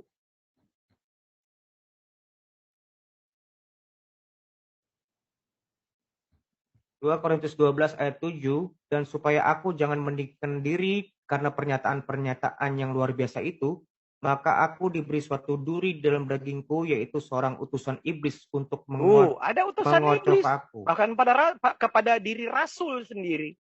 Jadi hati-hati. Kalau ini diutus utusan iblis itu untuk membuat supaya Rasul Paulus jangan sombong gitu. Jadi ada, bukan enggak. Jadi justru hati-hati orang Kristen terlalu kepedean. Itu. Ya, itu ya yang sering disebut orang-orang yang sombong rohani. Hati-hati. Itu kan? Ya. Ya. Apalagi pertanyaannya? Ya, silakan Basma. Apakah ada yang mau ditanyakan lagi? Di-mute. Saya unmute dulu. Oke, terima. Lo. Sudah Basma? Lo. Sudah Basma? Oke, Ada terima lagi kasih. yang mau ditanyakan? Romo. Halo. Ya. Ini saya mau ngelanjutin pertanyaan tadi saya, Pak. Ini tadi saya kan nanya, itu bagaimana kita cara membedakan mental illness dengan kerasukan mental roh illness. jahat. Makanya awalnya itu orang yang sakit itu dibawa ke dokter. Nih. Kelihatan enggak ya? Ya. Kelihatan gangguan jiwa dan ya. Harus punya ilmu, harus belajar. Jangan sedikit-sedikit orang sakit bilang, oh itu gangguan roh jahat. Padahal bukan. Nih, ini apa? Nih, mental illness. Atau demonization. Itu harus, tidak boleh tidak. Harus menguasai paling tidak. Seorang hamba Allah itu harus menguasai juga sedikit ya, tidak banyak gitu. Tentang tanda-tanda orang yang memang gangguan mental. Jangan sedikit-sedikit, oh roh jahat. Itu. Jadi, mau tahu dia mental illness, ke dokter. Diperiksa. Jadi, diagnosa. Gitu. Jangan sampai kejadiannya, ternyata dia mental illness, dibawa kepada hamba Allah, ya, akhirnya ditangani, padahal gangguan jiwa, yang akhirnya orang lebih tambah parah. Nah, orang yang ternyata demonization atau harus dilakukan exorcism, dibawa ke dokter, yang akhirnya tambah parah. Makanya harus menguasai itu, harus belajar. Nggak boleh langsung, itu juga nggak bisa langsung dibilang, ini kan dia bilang, oh ini gangguan roh jahat, harus kita layanin. Nah, ya dilihat dulu, gitu. Dilihat dulu. Kalau memang langsung kerasukan, wah itu gampang. Sudah kerasukan kok, gitu. Nah, yang bahayanya ini, kerasukannya dibuat-buat, dalam arti bukan roh jahat, tetapi karena memang mental, dibuat-buat dalam tanda kutip ya. Makanya harus punya pendekatan-pendekatan, rajin-rajin kunjungi rumah sakit jiwa, berdialog dengan mereka. Harus tahu tanda-tandanya itu. Saya juga praktek itu. Orang gila, dalam tanda kutip orang gangguan yang masih bisa diajak bicara, saya ikut jadi seperti mereka, jadi orang gila. Artinya mereka berdialog, ini kan ya nyambung. Ya saya bikin supaya mereka lebih tidak nyambung. Oh ya begini. Ya begini. Oh ini tanda-tandanya. Oh ya. Kalau ketemu dengan orang yang akan dilayani seperti itu, dia sudah nak nyambung, sudah lihat tanda-tanda seperti yang tanda-tanda fisik seperti yang kita yang kita pergi ke rumah sakit jiwa itu, kemudian oh ada tanda-tanda seperti ini, mungkin gitu. Itu mungkin ya. Kemudian tambah lagi, oh ternyata sudah coba doa apa segala macam enggak mempan, ya sudah dibawa ke rumah sakit, ranahnya medis gitu. Nah, tetapi juga tetap ada konselingnya, diberikan hal-hal rohaninya. Tetapi ya jangan yang banyak rohani dulu, yang medis dulu gitu. Karena memang ranahnya itu medis. Kemudian dia mulai sadar, mulailah dimasukkan dengan konseling kebenaran firman Allah seperti itu. Baik. Gimana Mas? Apakah ada yang mau ditambahkan atau mau ditanyakan kembali? Basma official. Iya, saya mau bertanya gini Romo. Nah, jadi kalau misalnya nih ada orang yang tuh emang benar-benar mental illness. Nah, terus didoain tuh sama pendeta atau romonya atau pastornya gitu, itu apakah bisa sembuh Romo? Ada tahap-tahap yang harus memang lewat medis. Ya, ada tahap-tahapan yang harus memang lewat medis gitu. Jadi ya sebaiknya dua pelaku ini ya ditandemkan bersama-sama. Karena ada ranah medis, ada ranah rohani. Bisa saja, enggak ada masalah gitu. Asal selagi masih kompak-kompak saja kan. Gitu, jangan saling egois. Oh ini begini ini. Gitu. Akhirnya yang kerasukan, yang jadi gangguan mental bukan orang yang kita layani, justru yang pelayan-pelayan ini yang berebut gitu ya. Jadi memang betul hati-hati. Harus tahu, saya di saya sendiri kalau ada orang yang ajak, saya yakinkan dulu. Ini orang sakit. Kalau sakit, tolong dong dibawa ke dokter gitu. Karena ada orang yang kekurangan garam sama persis dengan kerasukan. Orang kekurangan garam, dia sudah bicara ngawur sana, ngawur sini. Oh, di Israel, tiba-tiba Israel, oh di Gunung Lokon, oh di di Tangkuban Perahu. Ceritanya nggak pernah nyambung. Orang berpikir itu gangguan roh jahat, padahal itu kekurangan garam. Iya. Orang yang dapat asam lambung tinggi, itu seperti ada apa ya? Ada serangan di jiwanya. Oh, saya mau mati. Dengar ambulans, sirene ambulans, ketakutan. Wow, ketakutan berlebihan. Orang pikir itu gangguan roh jahat, padahal bukan. Itu harus tahu. Nggak bisa enggak. Coba tanya orang yang asam lambung. Tadi ada yang asam lambung di sini. Kalau seperti itu, dengar enggak suara sirene? Takut enggak? Takut dia. Kalau di kampung di daerah saya, pagi-pagi akan ada orang ibadah pakai toa gitu. Orang Kristen, ya dia khotbah. Shalom, selamat pagi. Udah ketakutan orang asam lambung. Benar. Ya, ketakutan. Dia pikir, atau ada berita kematian. Diberitahukan, setelah meninggal dunia. Ini. Takut dia. Tambah sirenenya datang dekat rumah. Oh, lebih takut dia. Ya, seperti itu. Nah, bisa mengarah ke paranoid. Oh gitu. Itu, ya. Seperti itu. Orang parno, obatnya itu dibawa di mana? Di tempat parno. Yang dia takut itu harus dibawa ke situ. Harus dihadapi ya. Iya, harus hadapi. Jangan lari. Kalau lari lebih parah. Dan tentunya banyak doa. Ya. Banyak doa ya. Karena memang ada kuasa doa. Siapa sih yang nggak percaya doa? Ada kuasanya. Tetapi kalau memang itu lebih banyak ke mentalnya, ya mental. Dibarengi dengan doa. Nggak bisa. Kalau tanpa doa, harus dong dengan doa.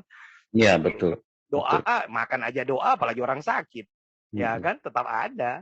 Gitu. Orang sehat aja perlu doa, apalagi orang sakit. Tetapi penanganannya yang lebih banyak itu adalah ke medisnya. Seperti itu. Baik. Bro Kayapas, apakah ada yang ingin ditambahkan? Karena dari tadi saya panggil Bro Kayapas nggak menjawab.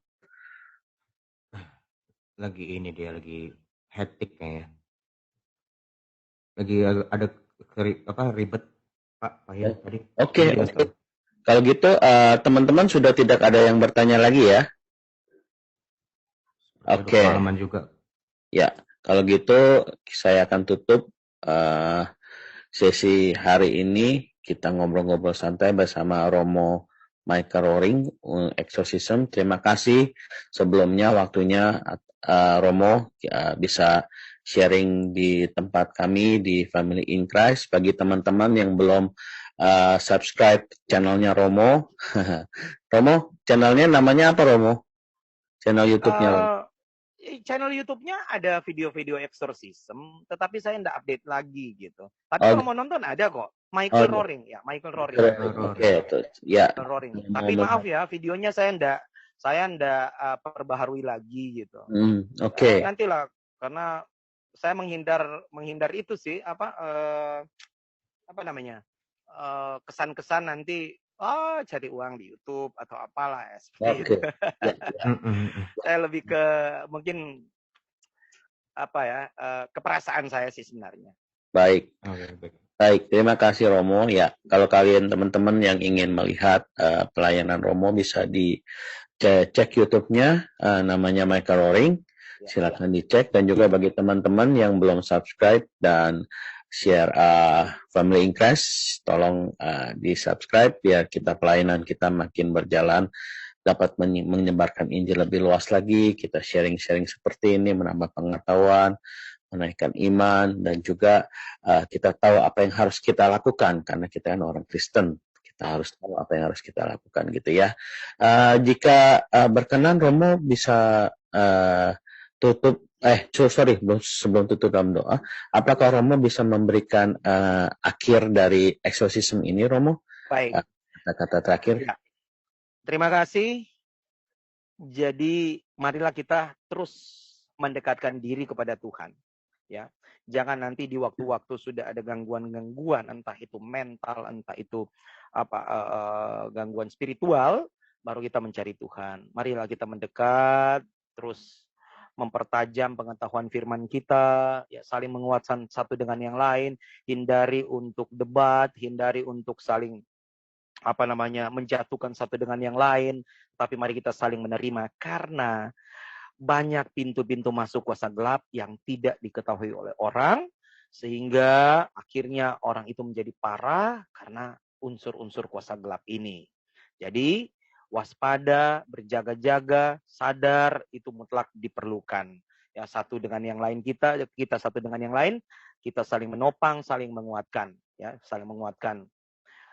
Itu saja mungkin yang bisa saya sampaikan, dan karena sudah penutup ya, saya mengucapkan terima kasih kepada admin, Kohin, Kayafas, dan bahkan seluruh peserta yang sudah hadir, baik yang umat yang ada di gereja kami juga sempat mengikuti, ada beberapa ya yang dari Manado, ada juga Pak Stefan Kawulur. Terima kasih semuanya, dan semoga kita tetap kuat di dalam Tuhan, kita semakin solid untuk memberitakan kabar baik, semua hanya untuk kemuliaan Tuhan Yesus Kristus. Amin. Sekali lagi terima kasih untuk Family in Christ. Ya. Terima kasih Romo, sama-sama. Terima kasih Romo. Terima kasih Romo. Ya, teman-teman, terima kasih. Terima kasih banyak Romo. Ya, gimana Bro Edwin, ada yang mau tambahkan? Nggak ada? Saya tutup. Udah, terima kasih. Yang penting Romo sehat selalu, dan amin. Tunggu diskusi berikutnya. Baik, terima kasih banyak Romo ilmunya. Ya, amin. Saya tetap terbuka kapan saja. Kalau dia mau sharing, mau dialog, itu nomor teleponnya tidak pernah mati, kecuali bis baterai. Siap. 1 kali 24 jam. Yap. Ya. Selagi bisa menjawab, saya jawab. Nggak perlu takut tengah malam, ya, karena memang pelayanannya dari awal, jangan sampai ada orang pelayanan eksorsisme tiba-tiba. Karena memang pernah kejadian, pengalaman, ya, jam 3 subuh itu hampir siang. Itu ada. Saya jalan, kalau memang tidak terlalu jauh ya pasti saya, kecuali di luar kota malam-malam atau tengah malam, itu saya tidak bisa. Saya layani lewat telepon. Ya, selagi bisa saya membantu seperti itu. Banyak kok. Makanya telepon saya tidak pernah mati, kecuali tidak ada baterai dan tidak ada charge. Masih ada signal, masih ada, tetap saya berusaha jawab.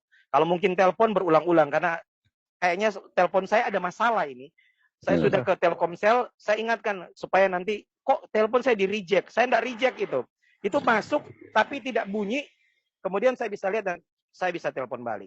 Atau mungkin bisa WA. Mendingan WA. Kalau WA mungkin bisa ini. Ini saya sudah ke Telkomsel tetapi mereka tidak perbaiki. Saya mau kembali lagi untuk supaya kalau ada telepon masuk bisa nada deringnya bisa bunyi. Soalnya ini tidak bunyi. Ya, sudah ada beberapa yang telepon saya, akhirnya saya yang telepon balik. Ya, mau sharing, mau konseling, mau saling memberikan penguatan, pemahaman baru ya tentang firman, tentang dunia pelayanan, saya sangat terbuka. Ya, terima kasih. Terima kasih teman-teman, juga para penonton YouTube dimanapun kalian berada di channel-channel kesayangan kalian. Terima kasih telah menikmati acara ini. Semoga memberikan dampak yang baik, menambah wawasan, menambah iman dan lain-lainnya. Simak terus podcast bersama Family in Christ, Open Your Mic. Sampai hari ini, malam ini, kita berjumpa lagi di acara berikutnya. Shalom. Shalom. Terima kasih Romo. Terima kasih. Berkatnya Romo. Terima kasih. Tritunggal